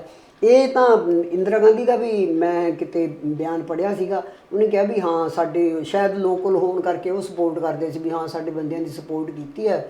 ਇਹ ਡਾਕਟਰ ਸਾਹਿਬ ਉਦੋਂ ਦੀ ਗੱਲ ਹੈ ਜਦੋਂ ਕਾਂਗਰਸ ਨੇ ਸਾਧ ਸੰਗਤ ਬੋਰਡ ਬਣਾ ਕੇ ਇਲੈਕਸ਼ਨ ਲੜੀ ਹੈ। ਹਾਂਜੀ। ਅੱਛਾ, ਉਹੀ ਕਿਹਾ ਜਾਂਦਾ ਹੈ ਨਾ ਸਾਧ ਸੰਗਤ ਬੋਰਡ ਦਾ ਨਾਂ ਦਾ ਬਣਾ ਕੇ, ਤੇ ਉਹ ਅਸਲ ਚ ਰਹਿਨਮਾਈ ਪਿੱਛੇ ਭਿੰਡਰਾਂ ਵਾਲੇ ਨਹੀਂ ਕਰ ਰਹੇ ਸੀ, ਉਹਨਾਂ ਦਾ ਗਰੁੱਪ ਕਰ ਰਹੇ, ਟਕਸਾਲ ਵਾਲੇ ਪਾਸੋਂ ਖੜਾ ਕੀਤਾ। ਉਦੋਂ ਬਾਅਦ ਇਹ ਫਿਰ ਮਤਲਬ ਫਿਰ ਹੋ ਗਿਆ ਇਹ 3 ਘਟਨਾਵਾਂ। ਉਹ ਤੋਂ ਪਹਿਲਾਂ ਤਾਂ ਸੰਤ ਭਿੰਡਰਾਂ ਵਾਲਿਆਂ ਬਾਰੇ ਕੋਈ ਬਹੁਤੀ ਜਾਣਕਾਰੀ ਨਹੀਂ ਮਿਲਦੀ। ਇੱਕ ਪ੍ਰਚਾਰਕ ਦੇ ਤੌਰ ਤੇ ਟਕਸਾਲ ਤੱਕ ਉਹਨਾਂ ਦੀਆਂ ਗਤੀਵਿਧੀਆਂ ਹੋ ਸਕਦੀਆਂ। ਕਾਂਗਰਸ ਨੂੰ ਮੁਸੀਬਤ ਪਈ ਉਦੋਂ ਜਦੋਂ ਦੇਖੋ ਗਿਆਨੀ ਜੈਲ ਸਿੰਘ ਨੇ ਆਪਣੇ ਆਪ ਨੂੰ, ਉਹ ਹੁਣ ਆਪਣਾ ਮਿਸ਼ਨਰੀ ਕਾਲਜ ਦੇ ਪੜ੍ਹੇ ਹੋਏ ਸੀਗੇ, ਪ੍ਰਚਾਰਕ ਤਾਂ ਹੈਗੇ ਸੀ, ਸਿੱਖੀ ਦਾ ਪ੍ਰਚਾਰ ਵੀ ਕਰਦੇ ਰਹੇ ਉਹਨਾਂ ਨੇ। ਫਿਰ ਇਹ ਆਪਣੇ ਜਿਹੜੇ 1972 ਤੋਂ 77 ਤੱਕ ਦੀ ਚੀਫ ਮਿਨਿਸਟਰੀ ਕੀਤੀ, ਉਹਦੇ ਵਿੱਚ ਅਕਾਲੀਆਂ ਨੂੰ ਕਮਜ਼ੋਰ ਕਰਨ ਵਾਸਤੇ ਉਹਨਾਂ ਨੇ ਇਹ ਵੀ ਦਿਖਾਇਆ ਕਿ ਮੈਂ ਬੈਟਰ ਸਿੱਖ। ਅਕਾਲੀਆਂ ਦੀ ਸਾਰੀ ਖੋਲੀ ਨਾ ਜੀ ਉਹਨਾਂ ਨੇ, ਜੋ ਉਹਨਾਂ ਦਾ ਪੰਥਕ ਏਜੰਡਾ ਹੁੰਦਾ ਸੀਗਾ, ਗੁਰੂ ਗੋਬਿੰਦ ਸਿੰਘ ਮਾਰਗ ਬਣਾਇਆ ਉਹਨਾਂ ਨੇ ਜੀ ਕੀਤੀ। ਉਹ ਸਾਰਾ ਪੂਰਾ ਜਿੱਥੇ ਜਿੱਥੇ ਗੁਰੂ ਸਾਹਿਬ ਰਸਤੇ 'ਚ ਠਹਿਰੇ ਸੀ ਉੱਥੇ ਉੱਥੇ ਠਹਿਰਦੇ, ਕਿੰਨੇ ਦਿਨਾਂ 'ਚ ਉਹ ਯਾਤਰਾ ਸਾਰੀ ਪੂਰੀ ਕਰਕੇ ਮਤਲਬ ਪਹੁੰਚੇ। ਹਾਂਜੀ, ਉਹ ਮਾਰਗ ਵੀ ਉਹਨਾਂ ਕੰਸਟਰਕਸ਼ਨ ਕਰਾਈ, ਗੁਰੂ ਗੋਬਿੰਦ ਸਿੰਘ ਮਾਰਗ। ਇਦਾਂ ਦੇ ਹੋਰ ਕੰਮ ਵੀ ਕੀਤੇ ਜਿਨ੍ਹਾਂ ਨਾਲ ਮਤਲਬ ਅਕਾਲੀਆਂ ਕੋਲੋਂ ਕਮਜ਼ੋਰ ਹੋ ਜਾਣਾ ਏਜੰਡਾ ਸੀਗਾ ਉਹ ਖੋਣ ਦੀ ਕੋਸ਼ਿਸ਼ ਉਹਨਾਂ ਨੇ ਕੀਤੀ। ਮੀਨਵਾਈਲ ਉਹ ਕਹਿੰਦੇ ਵੀ ਇੰਦਰਾ ਗਾਂਧੀ ਦਾ ਇਹ ਸੁਭਾਅ ਸੀ ਕਿ ਸਟੇਟ ਦੇ ਵਿੱਚ, ਪ੍ਰਾਂਤਾਂ ਦੇ ਵਿੱਚ ਕੋਈ ਲੀਡਰ ਹੈ ਜਿਹੜਾ ਉਹ ਇੰਨਾ ਤਕੜਾ ਨਾ ਹੋ ਸਕੇ ਵੀ ਮਤਲਬ ਉਹ ਇੰਡੀਪੈਂਡੈਂਟ ਹੋ ਜਾਵੇ ਜਾਂ ਬਹੁਤ ਜ਼ਿਆਦਾ ਐਸਟੈਬਲਿਸ਼ ਹੋ ਜੇ। ਇਸੇ ਕਰਕੇ ਜਦੋਂ ਅਗਲੀ ਇਲੈਕਸ਼ਨ ਹੋਈ 80 'ਚ ਹੋਈ ਸੀ ਮੇਰਾ ਖਿਆਲ ਹੈ, ਉਦੋਂ ਉਹਨੇ ਗਿਆਨੀ ਜੈਲ ਸਿੰਘ ਨੂੰ ਹੋਮ ਮਿਨਿਸਟਰ ਬਣਾਤਾ, ਤੇ ਹੋਮ ਮਿਨਿਸਟਰ ਬਣਾ ਕੇ ਵੀ ਉਹਦੇ ਲਈ ਪੰਜਾਬ ਤੋਂ ਬਾਹਰ ਕੱਢ ਲਿਆ ਉਹਨਾਂ ਨੂੰ, ਬਹਾਨੇ ਨਾਲ ਬਾਹਰ ਕੱਢ ਲਿਆ। ਤੇ ਮੀਨਵਾਈਲ ਜਦੋਂ ਪੰਜਾਬ ਦੀ ਇਲੈਕਸ਼ਨ ਹੋਈ ਤੇ ਦਰਬਾਰਾ ਸਿੰਘ ਤੇ ਉਹਦਾ ਗਿਆਨੀ ਜੈਲ ਸਿੰਘ ਦਾ ਵਿਰੋਧ ਬਹੁਤ ਜ਼ਿਆਦਾ ਸੀਗਾ, ਦਰਬਾਰਾ ਸਿੰਘ ਨੂੰ ਚੀਫ ਮਿਨਿਸਟਰ ਬਣਾਤਾ। ਤੇ ਦਰਬਾਰਾ ਸਿੰਘ ਜਾ ਕੇ ਸ਼ਿਕਾਇਤਾਂ ਵੀ ਲਾਉਂਦਾ ਰਿਹਾ ਸੀ ਇੰਦਰਾ ਗਾਂਧੀ ਕੋਲ। ਜਾਨੀ ਕਿ ਜਿਹੜੀ ਹਾਈ ਕਮਾਂਡ ਆ ਕਾਂਗਰਸ ਦੀ, ਉਹ ਬਿਲਕੁਲ ਹੁਣ ਵਰਗਾ ਬਿਹੇਵ ਕਰਦੀ ਸੀ ਕਿ ਆਪੋ 'ਚ ਲੜਾਈ ਜਾਓ ਥੱਲੇ ਥੱਲੇ ਤੇ ਸਾਡੀ ਸਰਦਾਰੀ ਬਣੀ ਰਵੇ, ਸਾਡੀ ਸਰਦਾਰੀ ਬਣੀ ਰਵੇ। ਇਹ ਇਸ ਕਿਸਮ ਦੀਆਂ ਸੀਗੀਆਂ। ਇਸ ਕਰਕੇ ਜਿਹੜਾ ਡਾਊਟ ਸਿੱਖਾਂ ਨੂੰ ਹਿੰਦੂ ਮਾਈਂਡ ਦੇ ਉੱਤੇ ਹੋਇਆ, ਜਾਂ ਕਹਿ ਲਈਏ ਆਪਾਂ, ਜਾਂ ਮਾਸਟਰ ਤਾਰਾ ਸਿੰਘ ਨੂੰ ਹੋਇਆ ਜਾਂ ਅਕਾਲੀਆਂ ਨੂੰ ਹੋਇਆ, ਉਹ ਡਾਊਟ ਸ਼ੁਰੂ ਹੋ ਗਿਆ ਸੀ। ਹੁਣ ਸਵਾਮੀ ਦਇਆਨੰਦ ਸੀਗਾ, ਅੱਜ ਕੱਲ੍ਹ ਵੀ ਆਪਾਂ RSS ਦਾ ਏਜੰਡਾ ਸੁਣਦੇ ਹਾਂ, ਹੈ ਨਾ, ਘਰ ਵਾਪਸੀ ਦੀ ਜਿਹੜੀ ਉਹ ਗੱਲ ਕਰਦੇ ਆ। ਹਾਂਜੀ। ਤੇ ਸਵਾਮੀ ਦਇਆਨੰਦ ਹੁਣ ਪੈਦਾ ਗੁਜਰਾਤ ਦੇ ਵਿੱਚ ਹੋਇਆ ਸੀ, ਗੁਜਰਾਤੀ ਸੀ ਉਹ।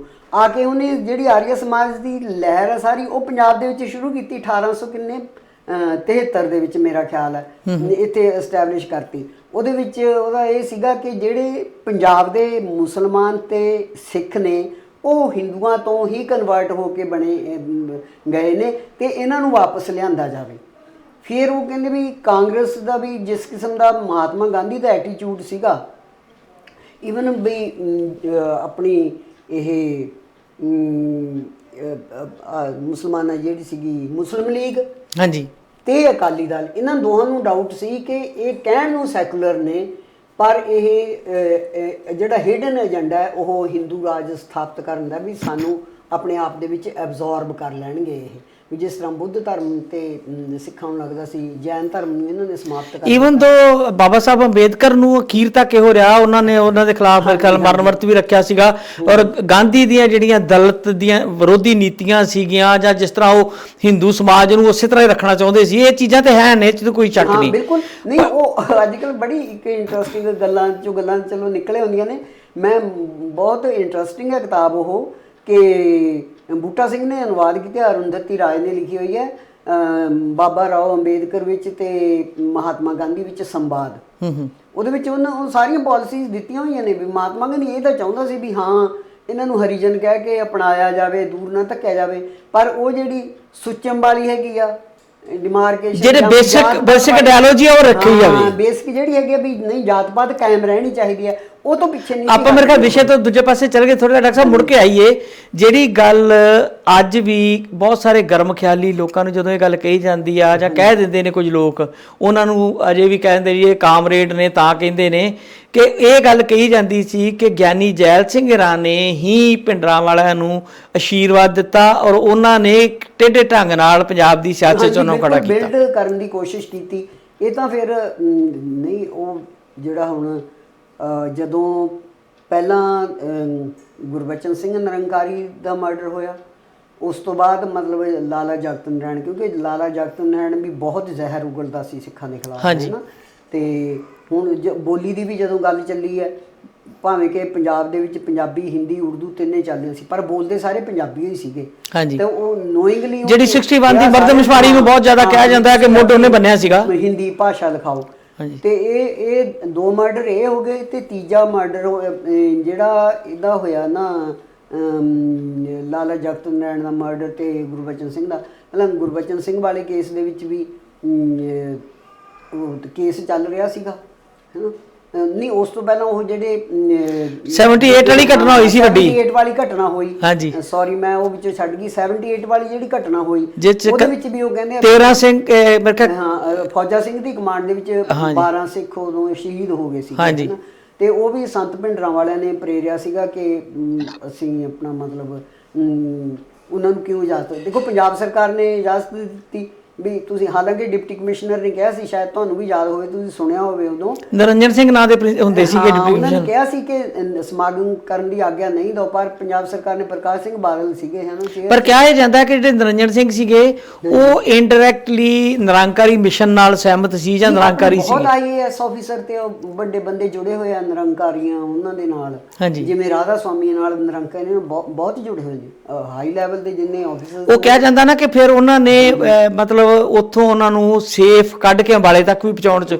ਕਾਫੀ ਮਦਦ ਕੀਤੀ ਸੀਗੀ ਇਸ ਤਰ੍ਹਾਂ ਉਹ ਫਿਰ ਹੁਣ ਬੀਬੀ ਅਮਰਜੀਤ ਕੌਰ ਇਹ ਐਲੀਗੇਸ਼ਨ ਲਾਉਂਦੀ ਰਹੀ ਹੈ ਕਿ ਜਦੋਂ ਨੂੰ ਉੱਥੇ ਪਹਿਲਾਂ ਲੀਡ ਕਰ ਰਹੇ ਸੀ ਸੰਤ ਭਿੰਡਰਾਂ ਵਾਲੇ ਕਿ ਜਦ ਨੂੰ ਉੱਥੇ ਨਿਰੰਕਾਰੀ ਮੰਡਲ ਦੇ ਵਿੱਚ ਜਿੱਥੇ ਉਹਨਾਂ ਸਮਾਗਮ ਚੱਲ ਰਿਹਾ ਸੀ ਪਹੁੰਚੇ ਨੇ ਵੀ ਉੱਥੋਂ ਸੰਤ ਨਹੀਂ ਸੀਗੇ ਉੱਥੇ ਗਾਇਬ ਸੀਗੇ ਸੰਤ ਹੈ ਨਾ ਫੌਜਾਂ ਦਰਬਾਰ ਸਾਹਿਬ ਤੋਂ ਇਕੱਠੇ ਚੱਲੇ ਸੀ ਹਾਂ ਉਹ ਇਹ ਬੀਬੀ ਅਮਰਜੀਤ ਕੌਰ ਦਾ ਕਹਿਣਾ ਮੈਂ ਇਹ ਵੀ ਕਿਤੇ ਸਟੇਟਮੈਂਟ ਪੜ੍ਹ ਰਹੀ ਸੀ ਮੈਂ ਤੇ ਇਦਾਂ ਸੁਣਿਆ ਸੀ ਕਿ ਸ਼ਾਇਦ ਉਹ ਜਿਹੜਾ ਉਹਨਾਂ ਦੀ ਜਥੇਬੰਦੀ ਸੀ ਅਖੰਡ ਕੀਰਤਨੀ ਜਥਾ ਉਹੀ ਲੀਡ ਕਰ ਰਹੇ ਸੀਗੇ ਔਰ ਭਿੰਡਰਾਂ ਵਾਲੇ ਨਾਲ ਨਹੀਂ ਸੀਗੇ ਹੋ ਸਕਦਾ ਉਹਨਾਂ ਨੂੰ ਤੋੜਨ ਵਿੱਚ ਉਹਨਾਂ ਦਾ ਕੋਈ ਇਹੀ ਸੁਣਿਆ ਸੀ ਕਿ ਫੌਜਾ ਸਿੰਘ ਹੀ ਲੀਡ ਕਰ ਰਹੇ ਸੀ ਹਾਂਜੀ ਪਰ ਜਾਨੀ ਬੀਬੀਆਂ ਮਤਲਬ ਇਹ ਇਲਜ਼ਾਮ ਲੱਗਦਾ ਸੀ ਕਿ ਉਹਨਾਂ ਨੂੰ ਪ੍ਰੋਵੋਕ ਕੀਤਾ ਗਿਆ ਜਾਂ ਉਹਨਾਂ ਨੂੰ ਭੇਜਿਆ ਗਿਆ ਉਕਸਾਇਆ ਗਿਆ ਸੰਤ ਭਿੰਡਰਾਂ ਵਾਲਿਆਂ ਨੇ ਕੀਤਾ ਸੀ ਉਕਸਾਇਆ ਗਿਆ ਉਹਨਾਂ ਨੂੰ ਹਾਂਜੀ ਹਾਂ ਦਰਬਾਰ ਸਾਹਿਬ ਜਿੱਥੋਂ ਇਹ ਸਾਰੀਆਂ ਘਟਨਾਵਾਂ ਦਾ ਮੁੱਢ ਵੱਜਿਆ ਉਹ ਜਿਹੜੇ 12 ਸਿੰਘ ਸ਼ਹੀਦ ਹੋ ਗਏ ਸੀ ਫਿਰ ਉਹ ਮੁਕੱਦਮਾ ਚੱਲਿਆ ਨਿਰੰਕਾਰੀਆਂ ਨੇ ਕਹਿ ਕੇ ਉਹ ਪੰਜਾਬ ਤੋਂ ਬਾਹਰ ਮੁਕੱਦਮਾ ਰਖਵਾਇਆ ਤੇ ਉਹਦੇ ਵਿੱਚ ਫਿਰ ਹਰਿਆਣਾ ਸਰਕਾਰ ਨੇ ਬਰੀ ਵੀ ਕਰ ਦਿੱਤਾ ਉਹਨਾਂ ਨੂੰ ਹੈ ਨਾ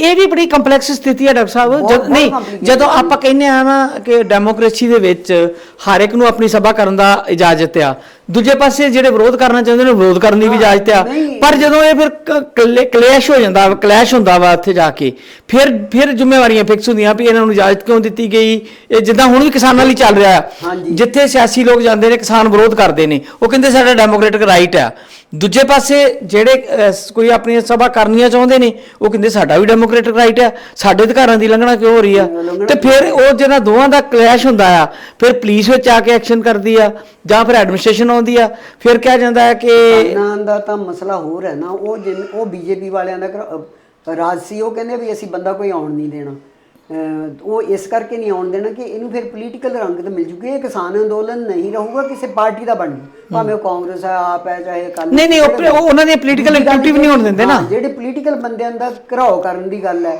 ਉਹ ਕਹਿੰਦੇ ਵੀ ਤੁਸੀਂ ਕੋਈ ਐਮਪੀ ਨੇ ਐਮਐਲਏ ਨੇ ਜਾਂ ਪਾਰਟੀ ਦੇ ਹੋਰ ਕਾਰਕੁਨ ਨੇ ਚੁਣੇ ਹੋਏ ਨੇ ਖਾਸ ਕਰਕੇ ਬੀਜੇਪੀ ਦੇ ਤੇ ਉਹ ਉਹਨਾਂ ਨੂੰ ਕਹਿੰਦੇ ਵੀ ਤੁਸੀਂ ਆਪਣਾ ਉੱਥੇ ਕਨਵੇ ਕਰੋ ਸੈਂਟਰ ਦੇ ਵਿੱਚ ਤੁਸੀਂ ਕਰ ਸਕਦੇ ਹੋ ਕਿ ਸਾਡੀ ਆਹ ਪ੍ਰੋਬਲਮ ਹੈ ਵਿਦਨ ਦਾ ਪੰਜਾਬ ਜਾਂ ਹਰਿਆਣੇ ਦੇ ਵਿੱਚ ਬੈਠੇ ਜਾਂ ਯੂਪੀ ਦੇ ਵਿੱਚ ਬੈਠੇ ਤੁਸੀਂ ਕਿਸਾਨਾਂ ਦੀ ਪ੍ਰੋਬਲਮ ਨੂੰ ਸਮਝਦੇ ਹੋ ਤੇ ਤੁਸੀਂ ਸਾਡੀ ਪ੍ਰੋਬਲਮ ਨੂੰ ਸੋਲਵ ਕਿਉਂ ਨਹੀਂ ਕਰਾਉਂਦੇ ਕਨਵੇ ਕਰੋ ਚਲੋ ਫਿਰ ਆਪਾਂ ਥੋੜੇ ਜਿਹਾ ਤੋਂ ਭਟਕ ਰਹੇ ਹਾਂ ਮੇਰੇ ਖਿਆਲ ਜਿਹੜੀ ਆਪਾਂ ਅੱਜ ਗੱਲ ਕਰ ਰਹੇ ਹਾਂ ਉੱਤੇ ਆ ਜਾਈਏ ਇਹ ਬਹੁਤ ਵਧੀਆ ਇਹ ਵੀ ਮਸਲਾ ਜਿਹੜਾ ਬਹੁਤ ਜ਼ਰੂਰੀ ਆ ਕਿਸਾਨ ਸੰਘਰਸ਼ ਦਾ ਔਰ ਇਸ ਤਰ੍ਹਾਂ ਹੀ ਹੌਲੀ ਹੌਲੀ ਹਾਲਾਤ ਖਰਾਬ ਹੁੰਦੇ ਨੇ ਜਦੋਂ ਕੋਈ ਨਹੀਂ ਸੁਣਦਾ ਜਦੋਂ ਇਨਸਾਫ ਦੀ ਮੰਗ ਨੂੰ ਠੁਕਰਾਇਆ ਜਾਂਦਾ ਹੈ ਤੇ ਫਿਰ ਹੀ ਕੋਈ ਨਾ ਕੋਈ ਲੋਕ ਅੱਕ ਕੇ ਫਿਰ ਦੂਜੇ ਪਾਸੇ ਨੂੰ ਤੁਰਦੇ ਨੇ ਔਰ ਇਦਾਂ ਹੀ ਪੰਜਾਬ ਨਾਲ ਹੁੰਦਾ ਹੈ ਪਾਸੇ ਨੂੰ ਤੁਰਨ ਦਾ ਇੱਕ ਤਾਂ ਇਹ ਵੀ ਕਾਰਨ ਹੈ ਦੇਖੋ ਉਹਦੇ ਦਾ ਇਹ ਜਿਹੜੀ ਆ ਵੀ ਸਾਰੀ ਜਿਹੜੀ ਆ ਉਹ ਬਹੁਤ ਛੇਤੀ ਤੁਸੀਂ ਉਹਨਾਂ ਨੂੰ ਕਹਾਣੀਆਂ ਜਿਹੜੀਆਂ ਆ ਉਹ ਪੰਜਾਬੀ ਸਾਹਿਤ ਦੇ ਮੈਂ ਸਮਝਦੀ ਨਹੀਂ ਆ ਕਹਾਣੀ ਜਗਤ ਦੇ ਵਿੱਚ ਸਭ ਤੋਂ ਵੱਡਾ ਇਕਨੋਮਿਕ ਕਾਰਨ ਹੁੰਦਾ ਹੈ ਨਵਾਂ ਜਿਹੜੀ ਪੰਜਾਬ ਦੇ ਵਿੱਚ ਔਰ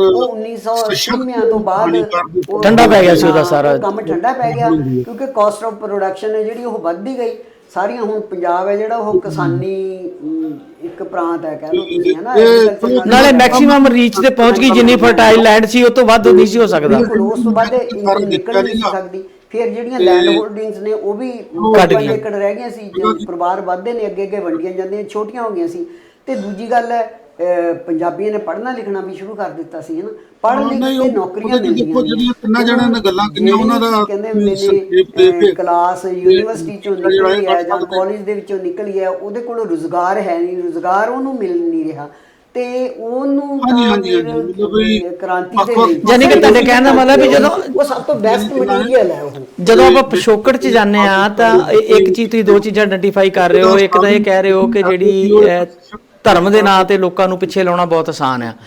ਉਹਦੇ ਪਿੱਛੇ ਜਿਹੜਾ ਵੱਡਾ ਕਾਰਨ ਹੁੰਦਾ ਲੋਕਾਂ ਦਾ ਆਰਥਿਕ ਮੰਦਹਾਲੀ, ਬੇਰੁਜ਼ਗਾਰੀ, ਉਹ ਕਾਰਨ ਜਿਹੜੇ ਆ ਉਹ ਪਹਿਲਾਂ ਹੀ ਪਏ ਹੁੰਦੇ ਆ ਸਾਡੇ ਸਮਾਜ ਦੇ ਵਿੱਚ, ਜਿਨ੍ਹਾਂ ਨੂੰ ਸਿਰਫ ਉਸ ਸਮੇਂ ਬਾਹਰ ਕੱਢ ਕੇ ਲਿਆਉਣਾ ਹੀ ਹੁੰਦਾ ਹੈ। ਸ਼ਾਇਦ ਕਈ ਵਿਦਵਾਨ ਇਹ ਵੀ ਫੈਕਟਰ ਲੈਂਦੇ ਨੇ ਕਿ ਜਦੋਂ ਪਾਰਟੀਸ਼ਨ ਹੋਈ ਆ ਉਧਰੋਂ ਸਿੱਖ ਤੇ ਹਿੰਦੂ ਉਜੜ ਕੇ ਆਏ ਹਨਾ, ਵੀ ਨਹੀਂ ਵਿਦਵਾਨ ਵਾਲੀ ਗੱਲ ਹੈ, ਭਾਈਚਾਰਕ ਸਾਂਝ ਨਾਲੋਂ ਮੁਕਾਬਲਾ ਜ਼ਿਆਦਾ ਸੀਗਾ, ਕਿਉਂਕਿ ਜਿਹੜੀ ਸਿੱਖ ਕਮਿਊਨਿਟੀ ਉਹ ਬਹੁਤੀ ਖੇਤੀ ਨਾਲ ਰਿਲੇਟਡ ਹੋਰ ਕਿੱਤਿਆਂ ਨਾਲ ਜੁੜੀ ਹੋਈ ਸੀ, ਤੇ ਜਿਹੜਾ ਹਿੰਦੂ ਤਬਕਾ ਸੀ ਉਹ ਵਪਾਰੀ ਤਬਕਾ ਸੀਗਾ ਹੈ ਨਾ। ਜਿਵੇਂ ਹੁਣ ਪੰਜਾਬ ਦੇ ਵਿੱਚ ਜਿਹੜੀ ਇੰਡਸਟਰੀ ਵੀ ਸੀਗੀ ਉਹਦੇ ਤੇ ਵੀ ਮੋਸਟਲੀ ਆਪਣਾ ਹਿੰਦੂ ਭਾਈਚਾਰਾ ਕਾਬਿਲ ਸੀ ਉਹਦੇ ਉੱਤੇ, ਤੇ ਫਿਰ ਉਹਨਾਂ ਵਿੱਚ ਜਿਹੜੇ EMPLOYEES ਰੱਖੇ ਜਾਂਦੇ ਉਹ ਵੀ ਪੰਜਾਬ ਨਾਲੋਂ ਬਾਹਰਲੇ ਸਟੇਟਾਂ ਦੇ ਉਹ ਜ਼ਿਆਦਾ ਸੀਗੇ। ਆਪਾਂ ਹੁਣ ਵੀ ਜਾਈਏ ਲੁਧਿਆਣੇ, ਫਗਵਾੜੇ, ਕਿਤੇ ਵੀ ਦੇਖੋ ਤੁਸੀਂ, ਜਲੰਧਰ ਨਹੀਂ, ਪਰ ਹੁਣ ਤਾਂ ਡਾਕਟਰ ਸਾਹਿਬ ਸਮਾਂ ਬਦਲ ਗਿਆ ਨਾ।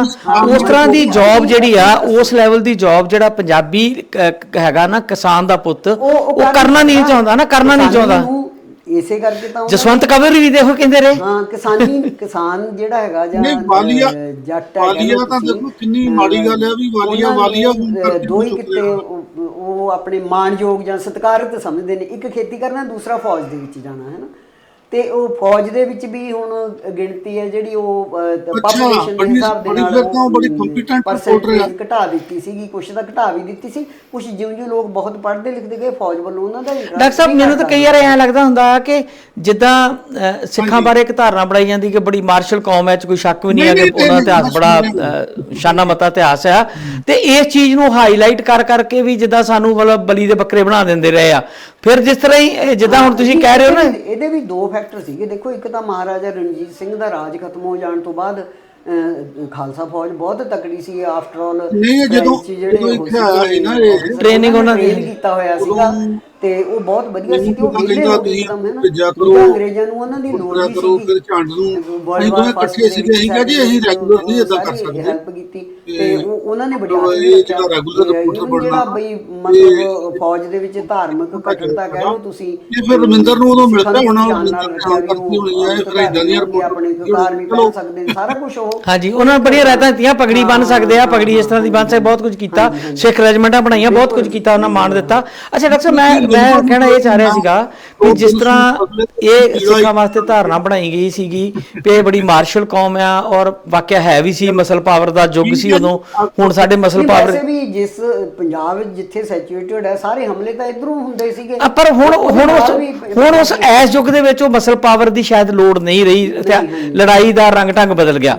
ਔਰ ਦੂਜੀ ਗੱਲ ਜਿਹੜੀ ਆਪਾਂ ਕਰ ਰਹੇ ਹਾਂ ਕਿਸਾਨ ਭਾਈਚਾਰੇ ਦੀ, ਉਹਨਾਂ ਵਿੱਚ ਵੀ ਇੱਕ ਚੀਜ਼ ਭਰ ਦਿੱਤੀ ਗਈ ਸੀਗੀ ਜੱਟਵਾਦ।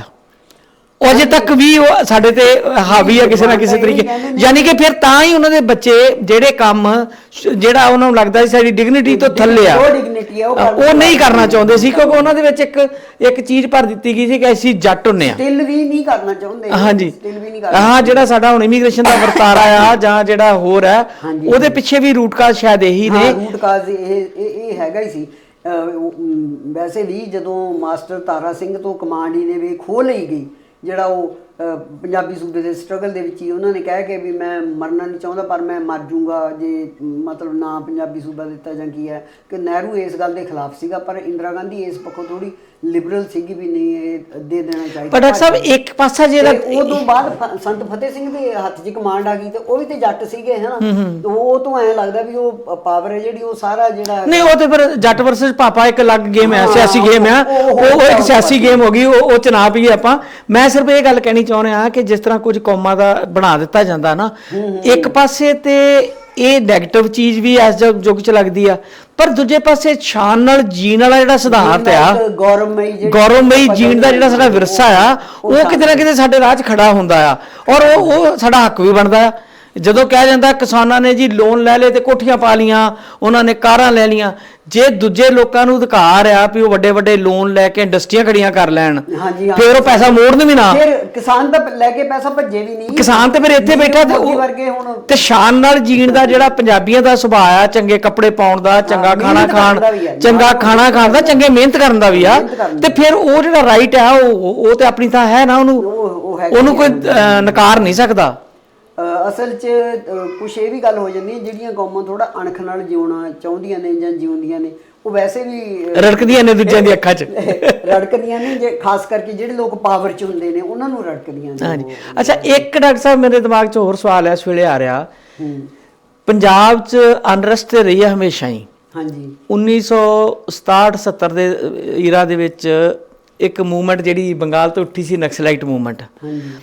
ਉਹਦੇ ਵਿੱਚ ਵੀ ਬਹੁਤ ਸਾਰੀ ਮਤਲਬ ਬੜੀ ਉਹਦੀ ਹਵਾ ਆਈ ਪੰਜਾਬ 'ਚ, ਬਹੁਤ ਸਾਰੇ ਲੋਕਾਂ ਨੇ ਅੱਗੇ ਹੋਏ ਵਧੇ, ਉਹ 'ਚ ਕੁਰਬਾਨੀਆਂ ਵੀ ਬੜੀਆਂ ਹੋਈਆਂ, ਤਸ਼ੱਦਦ ਵੀ ਬੜਾ ਆਇਆ। ਬਾਦਲ ਸਾਹਿਬ ਵੀ ਉਦੋਂ ਵੀ ਮੇਰੇ ਖਿਆਲ ਸੀਗੇ ਮੁੱਖ ਮੰਤਰੀ, ਔਰ ਜਿਹੜਾ ਝੂਠੇ ਮੁਕਾਬਲੇ ਵਾਲਾ ਕੰਮ ਇਹਨਾਂ ਨੇ ਸ਼ੁਰੂ ਕਰਾਇਆ ਸੀਗਾ। ਬਾਦਲ ਸਾਹਿਬ ਨੇ ਸ਼ੁਰੂ ਕੀਤਾ। ਹਾਂ। ਭਾਵੇਂ ਉਹ ਕੀ ਕਹਿੰਦੇ ਹੁੰਦੇ ਨੇ ਆਪਣੇ ਸੈਕੰਡ ਫੇਜ਼ ਦੇ ਵਿੱਚ ਉਹਨਾਂ ਨੇ ਕੀਤਾ, ਚਾਹੇ ਉਹ ਪਹਿਲੇ ਫੇਜ਼ ਦੇ ਵਿੱਚ ਕੀਤਾ। ਅੱਛਾ, ਉਹ ਲਹਿਰ ਤੇ ਗਈ ਦਬਾਈ। ਹਾਂਜੀ। ਪਰ ਮੈਂ ਦੇਖਦਾ ਤੁਸੀਂ ਯੂਨੀਵਰਸਿਟੀਆਂ 'ਚ ਰਹੇ ਜੇ, ਪੂਰੀਆਂ ਦੀਆਂ ਪੂਰੀਆਂ ਯੂਨੀਵਰਸਿਟੀਆਂ ਕਾਲਜਸ ਦੇ ਵਿੱਚ ਔਰ ਉਹਨਾਂ ਖਿਆਲਾਂ ਦੇ ਲੋਕ ਪ੍ਰੋਫੈਸਰ ਵਗੈਰਾ ਬਹੁਤ ਸਾਰੇ ਸੀਗੇ ਉਹਨਾਂ ਦੇ ਮਨ 'ਚ, ਜਿਹਨੇ ਆਪਣੇ ਆਪ ਨੂੰ ਪ੍ਰੋਗਰੈਸਿਵ ਸੋਚ ਕਹਿੰਦੇ ਸੀਗੇ। ਔਰ ਜਿਹੜੇ ਥੱਲੇ ਸਟੂਡੈਂਟ ਸੀਗੇ ਉਹਨਾਂ ਦੇ ਵਿੱਚ ਕਿਤੇ ਨਾ ਕਿਤੇ ਚੇਤਨਾ ਇਹ ਸੀਗੀ, ਇਹ ਇੱਕ ਇਨਕਲਾਬੀ ਸੀਗੀ ਸੁਰ। ਤੇ ਜਦੋਂ ਇਹ ਧਰਮਯੁੱਧ ਮੋਰਚਾ ਲੱਗਿਆ, ਕਿਹਾ ਜਾਂਦਾ ਕਿ ਬਹੁਤ ਸਾਰਾ ਕਾਡਰ ਜਿਹੜਾ ਨਕਸਲਾਈਟ ਮੂਵਮੈਂਟ ਨੂੰ ਕਰਾਇਆ ਉਹ ਵੀ ਇੱਧਰ ਸ਼ਿਫਟ ਹੋਇਆ ਸੀਗਾ। ਇਹ ਸਵਾਲ ਮੈਂ ਤੁਹਾਡੇ ਕੋਲ ਜਾਣਨਾ ਚਾਹੁੰਦਾ। ਸਿੱਖ ਵਿਦਵਾਨ ਰਜਮੇਰ ਸਿੰਘ ਉਹਨਾਂ ਦੀ ਗੱਲ ਕਰ ਲੈਂਦੇ ਆ। ਹਾਂਜੀ। ਉਹ ਵੀ ਤਾਂ ਉਹ ਅੰਡਰਗਰਾਉਂਡ ਰਹੇ ਨੇ, ਇਹਨੇ ਬਹੁਤ ਦੇਰ ਤੱਕ ਰਹੇ ਨੇ। ਕਿਤੇ ਜਦੋਂ ਕੈਪਟਨ ਕਮਲਜੀਤ ਸਿੰਘ ਹੋਣੀ ਬਣੇ ਮਿਨਿਸਟਰ, ਉਦੋਂ ਇਹਨਾਂ ਨੇ ਆਪਣਾ ਮਤਲਬ ਉਹ ਸਰੈਂਡਰ ਕੀਤਾ ਜਾਂ ਆਪਣਾ ਕੀਤਾ, ਰਫਾ ਦਫਾ ਕੇਸ ਹੋਇਆ, ਕੁਝ ਵੀ ਹੋਇਆ, ਇੱਧਰ ਸਿੱਖੀ ਵਾਲੇ ਪਾਸੇ ਆਏ। ਤੇ ਉਦੋਂ ਪਹਿਲਾਂ ਉਹ ਅੰਡਰਗਰਾਉਂਡ ਬਹੁਤ ਕੈਡਰ ਹੈ, ਇੱਕ ਜਾਣਾ ਨਹੀਂ, ਬਹੁਤ ਆਇਆ। ਅੱਛਾ, ਫਿਰ ਇਦਾਂ ਹੋਇਆ ਉਹ ਕਾਡਰ ਜਿਹੜਾ ਸੀਗਾ ਉਹ ਟਿੱਕੇ ਨਹੀਂ ਬਹਿੰਦਾ, ਮਤਲਬ ਨਹੀਂ, ਉਹਨਾਂ ਨੂੰ ਐ ਵੀ ਲੱਗਦਾ ਸੀ ਵੀ ਸ਼ਾਇਦ ਹੁਣ ਅਸੀਂ ਇਨਕਲਾਬ ਇੱਕ ਲਿਆ ਸਕਦੇ ਹਾਂ। ਹਾਂਜੀ। ਜਿਹੜਾ ਕਿ ਇਹ ਪੋਸੀਬਲ ਨਹੀਂ ਹੁੰਦਾ ਹੈਗਾ। ਜਿਵੇਂ ਆਪਾਂ ਪਹਿਲਾਂ ਬਿਲਕੁਲ ਸਟੇਟ ਨਾਲ ਸਿੱਧੀ ਟੱਕਰ ਦੇ ਵਿੱਚ ਸਟੇਟ ਨਾਲ ਸਿੱਧੀ ਨਹੀਂ ਤੁਸੀਂ। ਤੇ ਇਹ ਭਰਮ ਜਿਹੜਾ ਹੈ ਜੀ, ਅੱਜ ਵੀ ਬਹੁਤ ਸਾਰੇ ਲੋਕ ਪਾਲੀ ਬੈਠੇ ਨੇ ਜਿਹੜੇ ਬਿਲਕੁਲ ਉਸ ਵਿਚਾਰਧਾਰਾ ਨਾਲ ਬੱਝੇ ਨੇ। ਅੱਜ ਵੀ ਮੈਂ ਰੇਡੀਓ ਟੀਵੀ ਤੇ ਸੁਣਦਾ ਹਾਂ ਜਦੋਂ ਲੋਕ ਆ ਕੇ ਬਿਆਨਬਾਜ਼ੀ ਕਰਦੇ ਨੇ ਕਿ ਅਸੀਂ ਸ਼ਹੀਦ ਹੋ ਜਾਂਦੇ ਤੇ ਬਹੁਤ ਚੰਗਾ ਰਹਿੰਦਾ, ਅਸੀਂ ਬਚ ਗਏ, ਕਿਉਂ ਬਚ ਗਏ, ਜਾਂ ਇੱਕ ਜਜ਼ਬਾ ਸਾਡੇ 'ਚ ਸੀਗਾ। ਤੇ ਹੁਣ ਵੀ ਉਹ ਸਰਕਾਰ ਨਾਲ ਟੱਕਰ ਲੈਣ ਲਈ ਮਿਸਾਲਾਂ ਦਿੰਦੇ ਨੇ।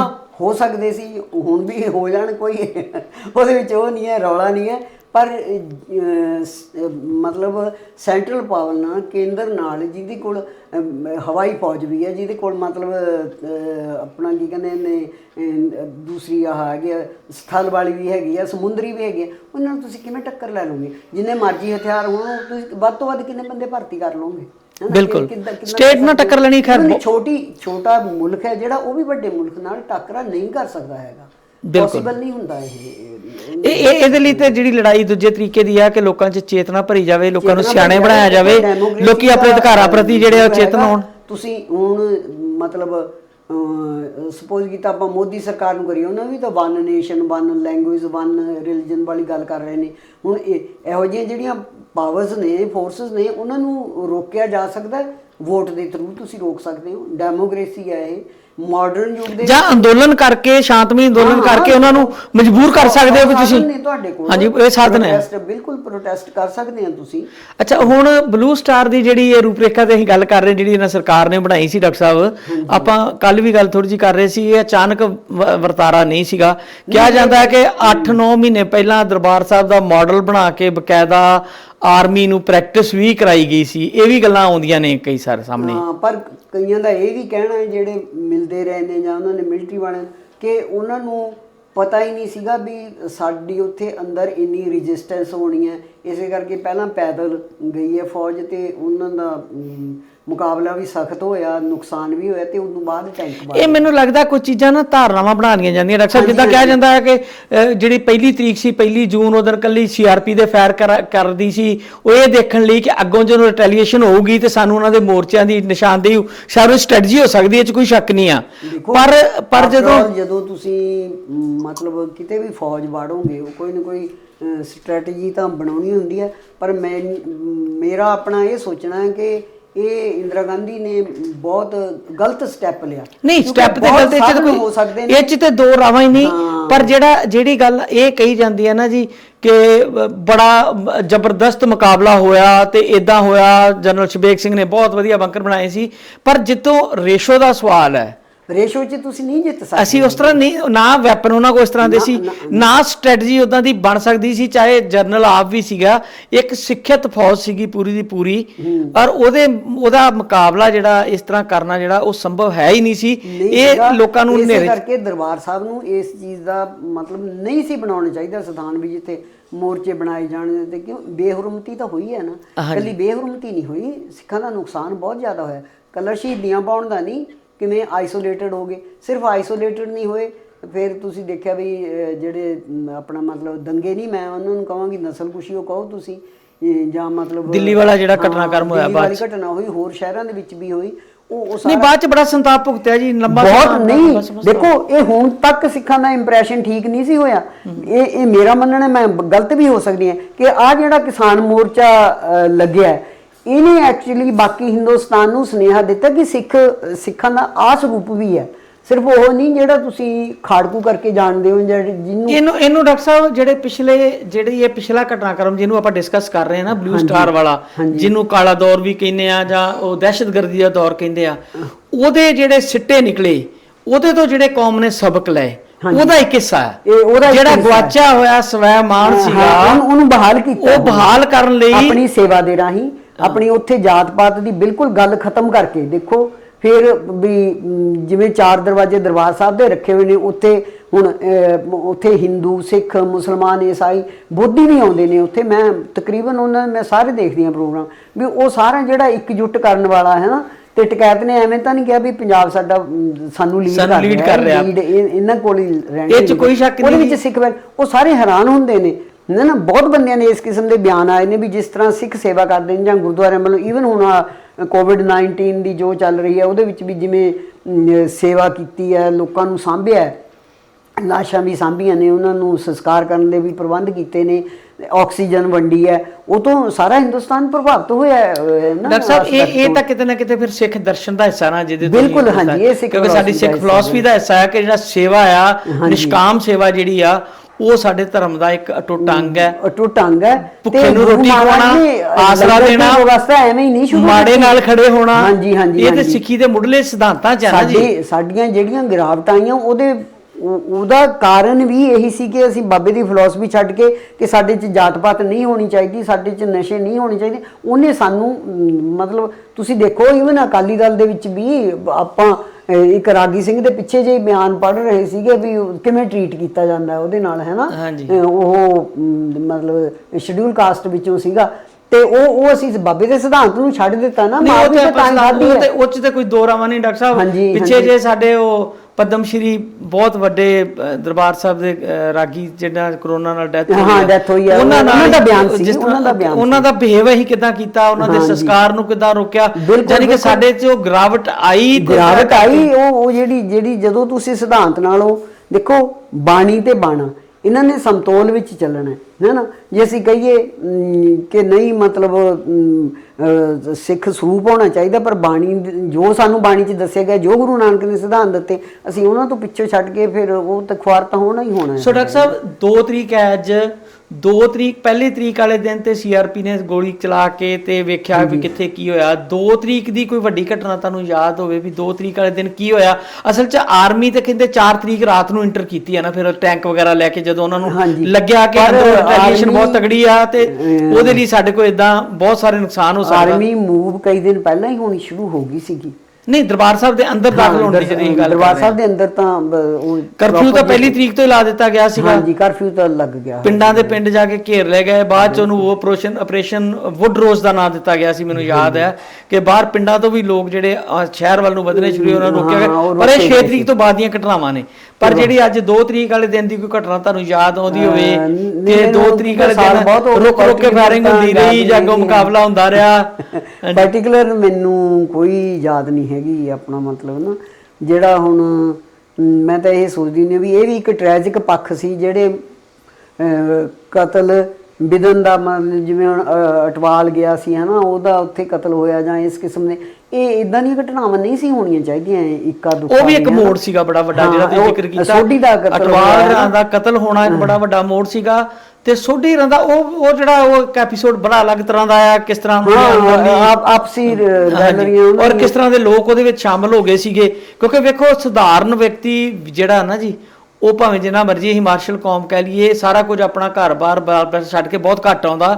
ਸਭ ਤੋਂ ਪਹਿਲਾਂ ਇੰਟਰ ਉਹੀ ਲੋਕ ਹੁੰਦੇ ਨੇ ਜਾਂ ਜਿਹੜੇ ਸਿਆਸੀ ਮਸ ਰੱਖਦੇ ਨੇ, ਜਾਂ ਜਿਹੜੇ ਕਿਸੇ ਨਾ ਕਿਸੇ ਤਰ੍ਹਾਂ ਦੀ ਟੇਢੀ ਬੈਕਗ੍ਰਾਉਂਡ ਹੁੰਦੀ ਆ। ਮੈਂ ਸਹੀ ਸ਼ਬਦ ਸੁਣਿਆ, ਕਿਉਂਕਿ ਉਦੋਂ ਵੀ ਆਪਾਂ ਸੁਣਦੇ ਹੁੰਦੇ ਸੀ ਵੀ ਜੇ ਮਤਲਬ ਉਸ ਏਰੀਏ ਦੇ ਜਿਹੜੇ ਲੋਕ ਪਹਿਲਾਂ ਹੋਰ ਕਿਸਮ ਦੀ ਸਮਗਲਿੰਗ ਕਰਦੇ ਸੀ ਪਾਕਿਸਤਾਨ ਤੋਂ, ਇਸ ਪਾਸੇ ਆ ਗਏ। ਸੋਢੀ ਵਾਲੇ ਕੇਸ ਚ ਸ਼ਿੰਦਾ ਵਗੈਰਾ ਜਿਹੜੇ ਨਾਮ ਹੁੰਦੇ ਨੇ, ਸਾਰੇ ਦਾ ਪਿਛੋਕੜ ਜਿਹਨੂੰ ਬੋਲਦੇ ਆ, ਨਾਲ ਹੀ ਜੁੜੇ ਹੋਏ, ਉਹ ਧਾਕੜ ਕਿਸਮ ਦੇ ਲੋਕ ਸੀਗੇ ਜਿਹੜੇ ਪਿੰਡਾਂ ਦੇ ਚੌਧਰੀ ਟਾਈਪ ਜਾਂ ਜਿਹੜੇ 2 ਨੰਬਰ ਦਾ ਕੰਮ ਧੰਦਾ ਵੀ ਕਰਦੇ ਸੀ, ਉਹ ਲੋਕ ਵੀ ਵਿੱਚ ਸ਼ਾਮਲ ਹੋ ਗਏ, ਜਿਨ੍ਹਾਂ ਨੇ ਨੁਕਸਾਨ ਵੀ ਪਹੁੰਚਾਇਆ। ਔਰ ਬਾਅਦ ਦੇ ਵਿੱਚ ਜਿਹੜੀਆਂ ਸਰਕਾਰੀ ਏਜੰਸੀਆਂ ਨੇ ਉਹਨਾਂ ਨੇ ਆਪਣੇ ਬੰਦੇ ਵਾੜ ਲਏ। ਇਹ ਵੀ ਐਲੀਗੇਸ਼ਨ ਬਹੁਤ ਲੱਗਦੀ ਹੈ ਵੀ ਨਹੀਂ ਤਾਂ ਕੀ ਕਹਿੰਦੇ ਹੁੰਦੇ ਨੇ, ਉੱਥੇ ਇੰਨੀ ਸੀਆਰਪੀ ਲੱਗੀ ਹੋਈ ਸੀ, ਤਲਾਸ਼ੀਆਂ ਹੁੰਦੀਆਂ ਸੀ, ਫਿਰ ਇਹ ਕਿਸ ਤਰ੍ਹਾਂ ਹੋ ਗਿਆ ਕਿ ਕਾਰ ਸੇਵਾ ਦੇ ਟਰੱਕਾਂ ਦੇ ਵਿੱਚ ਹਥਿਆਰ ਕਿਵੇਂ ਜਾਂਦੇ? ਡਾਕਟਰ ਸਾਹਿਬ ਉਹ ਤੇ ਹੁਣ ਬਹੁਤ ਚੀਜ਼ਾਂ ਬਹੁਤ ਕਲੀਅਰ ਨੇ, ਹੁਣ ਉੱਤੇ ਤੇ ਕੋਈ ਪਰਦਾ ਨਹੀਂ ਰਿਹਾ, ਹੁਣ ਤੇ ਬਹੁਤ ਸਾਰੀਆਂ ਬੁੱਕਸ ਆ ਗਈਆਂ ਨੇ। ਹਾਂ ਨਹੀਂ ਐਮਆਰ ਧਰ ਦੇ ਮਲਾਇਆ ਕ੍ਰਿਸ਼ਨ ਹੋਈ ਹੈ, ਰਾਏ ਦੀ ਕਿਤਾਬ ਪੜ੍ਹ ਕੇ ਵੇਖ ਲਓ ਤੁਸੀਂ,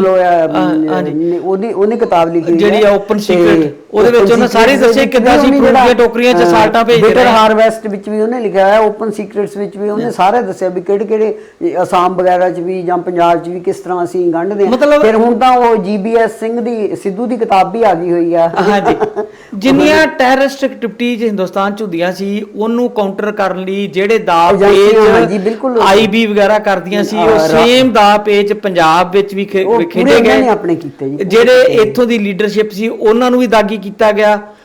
ਇੱਥੋਂ ਤੱਕ ਕਿ ਉਹਨਾਂ ਤੇ ਲਿਖਿਆ ਆ ਕਿ ਜਿਹੜੇ ਵੱਡੇ ਵੱਡੇ ਖਾੜਕੂ ਵੀ ਸੀ, ਉਹ ਵੀ ਏਜੰਸੀਆਂ ਲਈ ਕੰਮ ਕਰਦੇ ਸੀਗੇ। ਬੜਾ ਅਜੀਬ। ਨਹੀਂ ਹੁਣੇ ਤੁਸੀਂ ਦੇਖੋ, ਮੈਂ ਰੀਸੈਂਟਲੀ ਰਾਜਵੀਰ ਸਿੰਘ ਹੈ ਸ਼ਾਇਦ ਉਹਨਾਂ ਨਾਂ, ਉਹਦੇ ਬੈਂਸ ਜਿਹੜੇ ਜੱਜ ਹੁੰਦੇ ਸੀ ਉਹਨਾਂ ਦਾ ਬੇਟਾ ਉਹਨਾਂ ਦਾ। ਹਾਂਜੀ, ਉਹ ਕੱਲ ਪਰਸੋਂ ਹੀ ਇੱਕ ਮੈਂ ਵੀਡੀਓ ਦੇਖ ਰਹੀ ਸੀਗੀ, ਕੋਈ ਨਵੀਂ ਸ਼ਾਇਦ ਕਿਤਾਬ ਆਈ ਹੈ, ਮੈਂ ਬਹੁਤੀ ਨਹੀਂ ਸੁਣ ਸਕੀ ਉਹਨੂੰ, ਸਿੱਖ ਕੌਕਸ ਕੁਛ ਇਦਾਂ ਦਾ ਉਹ ਹੈਗੀ ਹੈ, ਹੈ ਨਾ, ਵੀ ਜਿਹੜੀ ਕੀ ਕਹਿੰਦੇ ਹੁੰਦੇ ਨੇ ਕਿ ਘਟਨਾ ਜਿਹੜੀ ਉਹ ਦਿੱਲੀ ਲਾਲ ਕਿਲੇ ਤੇ ਵਾਪਰਦੀ ਹੈ। ਤੇ ਸਿੱਖ ਕੌਕਸ ਦਾ ਅੱਜਕੱਲ ਕਾਫੀ ਚਰਚਾ ਜੀ, ਕੋਈ ਅਮਰੀਕਾ ਬੈਠੇ ਲੋਕਾਂ ਦੀ ਸ਼ਾਇਦ ਕੋਈ ਸੰਸਥਾ ਬਣੀ ਆ, ਉਹਦੇ ਵੀ ਹੌਲੀ ਹੌਲੀ ਦਿਨ ਖੁੱਲਣਗੀਆਂ, ਚੀਜ਼ਾਂ ਖੁੱਲਣਗੀਆਂ ਤੇ ਸਿੱਖ ਕੌਕਸ ਬਾਰੇ ਵੀ ਸਾਨੂੰ ਪਤਾ ਲੱਗੂਗਾ। ਇਸ ਤਰ੍ਹਾਂ ਦੀ ਇੱਕ ਗਰੁੱਪ ਹੋਏਗਾ ਜਿਹੜਾ ਇਸ ਤਰ੍ਹਾਂ ਦੀਆਂ ਚੀਜ਼ਾਂ ਨੂੰ ਗਾਈਡ, ਇੱਕ ਤਾਂ ਮਾਸਟਰਮਾਈਂਡ ਲੋਕ ਹੁੰਦੇ ਆ ਪਿੱਛੇ, ਔਰ ਜਿਹੜਾ ਖਾਸ ਕਰਕੇ ਵਿਦੇਸ਼ਾਂ ਦੇ ਵਿੱਚ ਆ ਜਿਹੜਾ ਇਮੇਜ ਆ ਸਿੱਖ ਕੌਮ ਦਾ ਇਮੇਜ ਆ, ਮਿਹਨਤੀ ਕੌਮ ਦਾ, ਉਹਦੇ ਵਿੱਚ ਵੀ ਕੁਝ ਲੋਕ ਦਖਲਅੰਦਾਜ਼ੀ ਲਗਾਤਾਰ ਕਰ ਰਹੇ ਆ। ਔਰ ਬਾਹਰਲੇ ਮੁਲਕਾਂ 'ਚ ਵੀ ਜਿਹੜਾ ਵਕਾਰ ਹੈ ਕੌਮ ਦਾ ਕਿਤੇ ਖਰਾਬ ਹੋ ਸਕਦਾ। ਸਾਨੂੰ ਇਹਨਾਂ ਸਾਰੀਆਂ ਚੀਜ਼ਾਂ ਤੋਂ ਸੁਚੇਤ ਰਹਿਣ ਦੀ ਲੋੜ ਹੈ। ਮੇਰੇ ਖਿਆਲ ਡਾਕਟਰ ਸਾਹਿਬ ਆਪਾਂ ਕੱਲ ਦੇ ਪ੍ਰੋਗਰਾਮ 'ਚ ਅਗਲੀਆਂ ਕੁਝ ਗੱਲਾਂ ਬਾਤਾਂ ਇਹ ਤੋਂ ਹੋਰ ਜਿਹਾ ਕਰਾਂਗੇ। ਪਿਛੋਕੜ ਦੀ ਕਾਫੀ ਸਾਰੀ ਚਰਚਾ ਹੋ ਗਈ ਵੀ ਇਹਦੇ ਵਿੱਚ ਕੀ ਹੋ ਸਕਦਾ। ਹਾਂਜੀ, ਹੁਣ ਅਗਲੀ ਜਿਸ ਤਰ੍ਹਾਂ ਜਦੋਂ ਫਿਰ ਘੱਲੂਘਾਰਾ ਅਸਲੀ ਹੋਇਆ 4, 5, 6 ਤਰੀਕ ਨੂੰ, ਤੇ ਜਿਹੜੀਆਂ ਘਟਨਾਵਾਂ ਹੋਈਆਂ, ਕੁਝ ਉਹਨਾਂ ਦੀ ਜਾਣਕਾਰੀ ਤੇ ਕੁਝ ਨਾਲ ਦੀ ਨਾਲ ਉਹਨਾਂ ਚੀਜ਼ਾਂ ਦਾ ਐਨਾਲਿਸਿਸ ਜਿਹੜਾ ਵਾ ਤੁਹਾਡੇ ਕੋਲ ਅਸੀਂ ਲਵਾਂਗੇ। ਅਸਲ 'ਚ ਇਹ ਹੈਗਾ ਕਿ ਸਿੱਖ ਧਰਮ ਬਾਣੀ ਓਰੀਐਂਟਡ ਹੈ, ਹਿਸਟਰੀ ਓਰੀਐਂਟਡ ਨਹੀਂ, ਪਰ ਇਹਨੇ ਹਿਸਟਰੀ ਕ੍ਰੀਏਟ ਕੀਤੀ ਹੈ। ਤੇ ਹਿਸਟਰੀ ਕ੍ਰੀਏਟ ਕਰਨ ਦਾ ਮਤਲਬ ਇਹ ਵੀ ਹੁੰਦਾ ਕਿ ਅਸੀਂ ਆਪਣੀ ਹਿਸਟਰੀ ਤੋਂ ਕੁਝ ਸਿੱਖੀਏ, ਹੈ ਨਾ, ਆਉਣ ਵਾਲੀਆਂ ਨਸਲਾਂ ਨੇ ਜਿਹੜੀਆਂ ਉਹ ਹੋਰ ਉਹ ਮਤਲਬ ਸਮਝ ਸਕਣ ਇਹਨਾਂ ਚੀਜ਼ਾਂ ਨੂੰ ਵੀ ਇਹ ਕਿਉਂ ਤੇ ਕਿਵੇਂ ਵਾਪਰਦੀਆਂ ਨੇ। ਕਿ ਕਿਹੜੀਆਂ ਗੱਲਾਂ ਦੇ ਨਾਲ ਕੌਮ ਦਾ ਨੁਕਸਾਨ ਹੋ ਸਕਦਾ, ਕਿਹੜੀਆਂ ਦੇ ਨਾਲ ਫਾਇਦਾ ਹੋ ਸਕਦਾ। ਤੇ ਬਾਕੀ ਮੈਂ ਤਾਂ ਇਹ ਸਮਝਦੀ ਹੁੰਦੀ ਹਾਂ ਕਿ ਗੁਰੂ ਸਾਹਿਬ ਨੇ ਤਾਂ ਸਾਰਾ ਸੰਸਾਰ ਹੈ ਜਿਹੜਾ ਉਹ ਸਿੱਖਣ ਨੂੰ ਦਿੱਤਾ, ਵੀ ਜਿੱਥੇ ਮਰਜ਼ੀ ਰਹੇ, ਸਗੋਂ ਚੰਗਿਆਂ ਲਈ ਤਾਂ ਉਹਨਾਂ ਨੇ ਉੱਜੜ ਜਾਣ ਦੀ ਗੱਲ ਬਾਬੇ ਨਾਨਕ ਨੇ ਕੀਤੀ, ਵੀ ਜਿੱਥੇ 84 ਨੇ ਇਹ ਵੀ ਕਾਫੀ ਵੱਡਾ ਇੱਕ ਹੁਲਾਰਾ ਦਿੱਤਾ ਇਸ ਚੀਜ਼ ਨੂੰ ਵੀ ਕਿ ਕੌਮ ਜਿਹੜੀ ਆ ਉਹ ਇੱਕ ਉਸ ਖਿੱਤੇ 'ਚੋਂ, ਹਾਲਾਂਕਿ ਸਾਡੀਆਂ ਉੱਥੇ ਰੂਟਸ ਨੇ, ਉਹਨੂੰ ਛੱਡਿਆ ਨਹੀਂ ਜਾ ਸਕਦਾ, ਨਾ ਉਹਨੂੰ ਅਸੀਂ ਛੱਡ ਸਕਦੇ ਹਾਂ, ਪਰ ਉਹਦੇ ਬਾਵਜੂਦ ਵੀ ਅਸੀਂ ਦੁਨੀਆ ਭਰ ਵਿੱਚ ਪਹੁੰਚੇ ਆ, ਉੱਥੇ ਆਪੋ ਆਪਣੀ ਜਗ੍ਹਾ ਬਣਾਈ ਆ, ਉੱਥੋਂ ਦੇ ਰਾਜ ਭਾਗ ਦੇ ਵਿੱਚ ਅਸੀਂ ਸ਼ਾਮਲ ਆ, ਲੋਕ ਰਿਸਪੈਕਟ ਕਰਦੇ ਨੇ, ਸਾਡੀ ਜਿਹੜੀ ਕਿਰਤ ਆ ਉਹਦਾ ਮੁੱਲ ਪੈਂਦਾ ਆ। ਇਹਦੇ ਬਾਵਜੂਦ ਜਿਹੜੇ ਸਾਡੀਆਂ ਭਰੋਸਾ ਵੀ ਕਰਦੇ ਨੇ, ਸਾਡੇ ਭਰੋਸਾ ਕਰਦੇ ਨੇ, ਪਰ ਜਿਹੜੀਆਂ ਸਾਡੀਆਂ ਰੂਟ ਨੇ, ਸਾਡਾ ਜਿਹੜਾ ਜਿੱਥੇ ਸਾਡਾ ਓਰੀਜਨ ਹੈ ਧਰਮ ਦਾ, ਉਹ ਖੁਸ਼ਹਾਲ ਵਸਣਾ ਚਾਹੀਦਾ, ਉਹਦੇ ਬਾਰੇ ਹਮੇਸ਼ਾ ਸੁੱਖ ਮੰਗਦੇ ਨੇ ਬਾਹਰ ਵਾਲੇ ਲੋਕ, ਬਿਲਕੁਲ ਹਮੇਸ਼ਾ ਸੁੱਖ ਮੰਗਦੇ ਆ ਜੀ। ਉੱਥੇ ਉਹਨੂੰ ਅਸੀਂ ਭੁੱਲ ਵੀ ਨਹੀਂ ਸਕਦੇ, ਛੱਡ ਵੀ ਨਹੀਂ ਸਕਦੇ, ਨਾ ਛੱਡ ਸਕਦੇ ਆ ਅਸੀਂ। ਸੋ ਡਾਕਟਰ ਸਾਹਿਬ ਬਹੁਤ ਬਹੁਤ ਤੁਹਾਡਾ ਧੰਨਵਾਦ ਆ ਜੀ, ਬਹੁਤ ਧੰਨਵਾਦ ਜੀ, ਸ਼ੁਕਰੀਆ। ਵਾਹਿਗੁਰੂ ਜੀ ਕਾ ਖਾਲਸਾ, ਵਾਹਿਗੁਰੂ ਜੀ ਕੀ ਫਤਿਹ। ਤੇ ਪ੍ਰੋਗਰਾਮ ਸਾਡਾ ਰਹੇਗਾ ਜੀ ਲਗਾਤਾਰ ਹਰ ਰੋਜ਼ ਤੁਹਾਡੇ ਲਈ। ਡਾਕਟਰ ਸਾਹਿਬ ਜਿਹੜਾ ਇਹ ਹਫਤਾ ਅਸੀਂ ਮਨਾ ਰਹੇ ਹਾਂ ਉਸ ਸੰਬੰਧ 'ਚ ਅਸੀਂ ਇਹਦੇ ਪਿਛੋਕੜ ਬਾਰੇ ਤੇ ਵਰਤਮਾਨ ਦੇ ਉੱਤੇ ਇਹਦੇ ਪਏ ਪ੍ਰਭਾਵ ਬਾਰੇ ਤੇ ਜਿਹੜੇ ਦਰਦ 'ਚੋਂ ਕੌਮ ਨਿਕਲੀ ਆ ਤੇ ਅੱਜ ਵੀ ਅਸੀਂ ਉਹਨੂੰ ਭੁਗਤ ਰਹੇ ਹਾਂ ਉਹਦੀਆਂ ਗੱਲਾਂ ਬਾਤਾਂ ਅਸੀਂ ਕਰਦੇ ਰਹਾਂਗੇ ਇਹਨਾਂ ਦਿਨਾਂ 'ਚ। ਸੋ ਤੁਸੀਂ ਸਾਡੇ ਨਾਲ ਜੁੜਦੇ ਰਹਿਣਾ ਇਸ ਤਰ੍ਹਾਂ। ਬਹੁਤ ਤੁਹਾਡਾ ਧੰਨਵਾਦ ਜੀ, ਸ਼ੁਕਰੀਆ।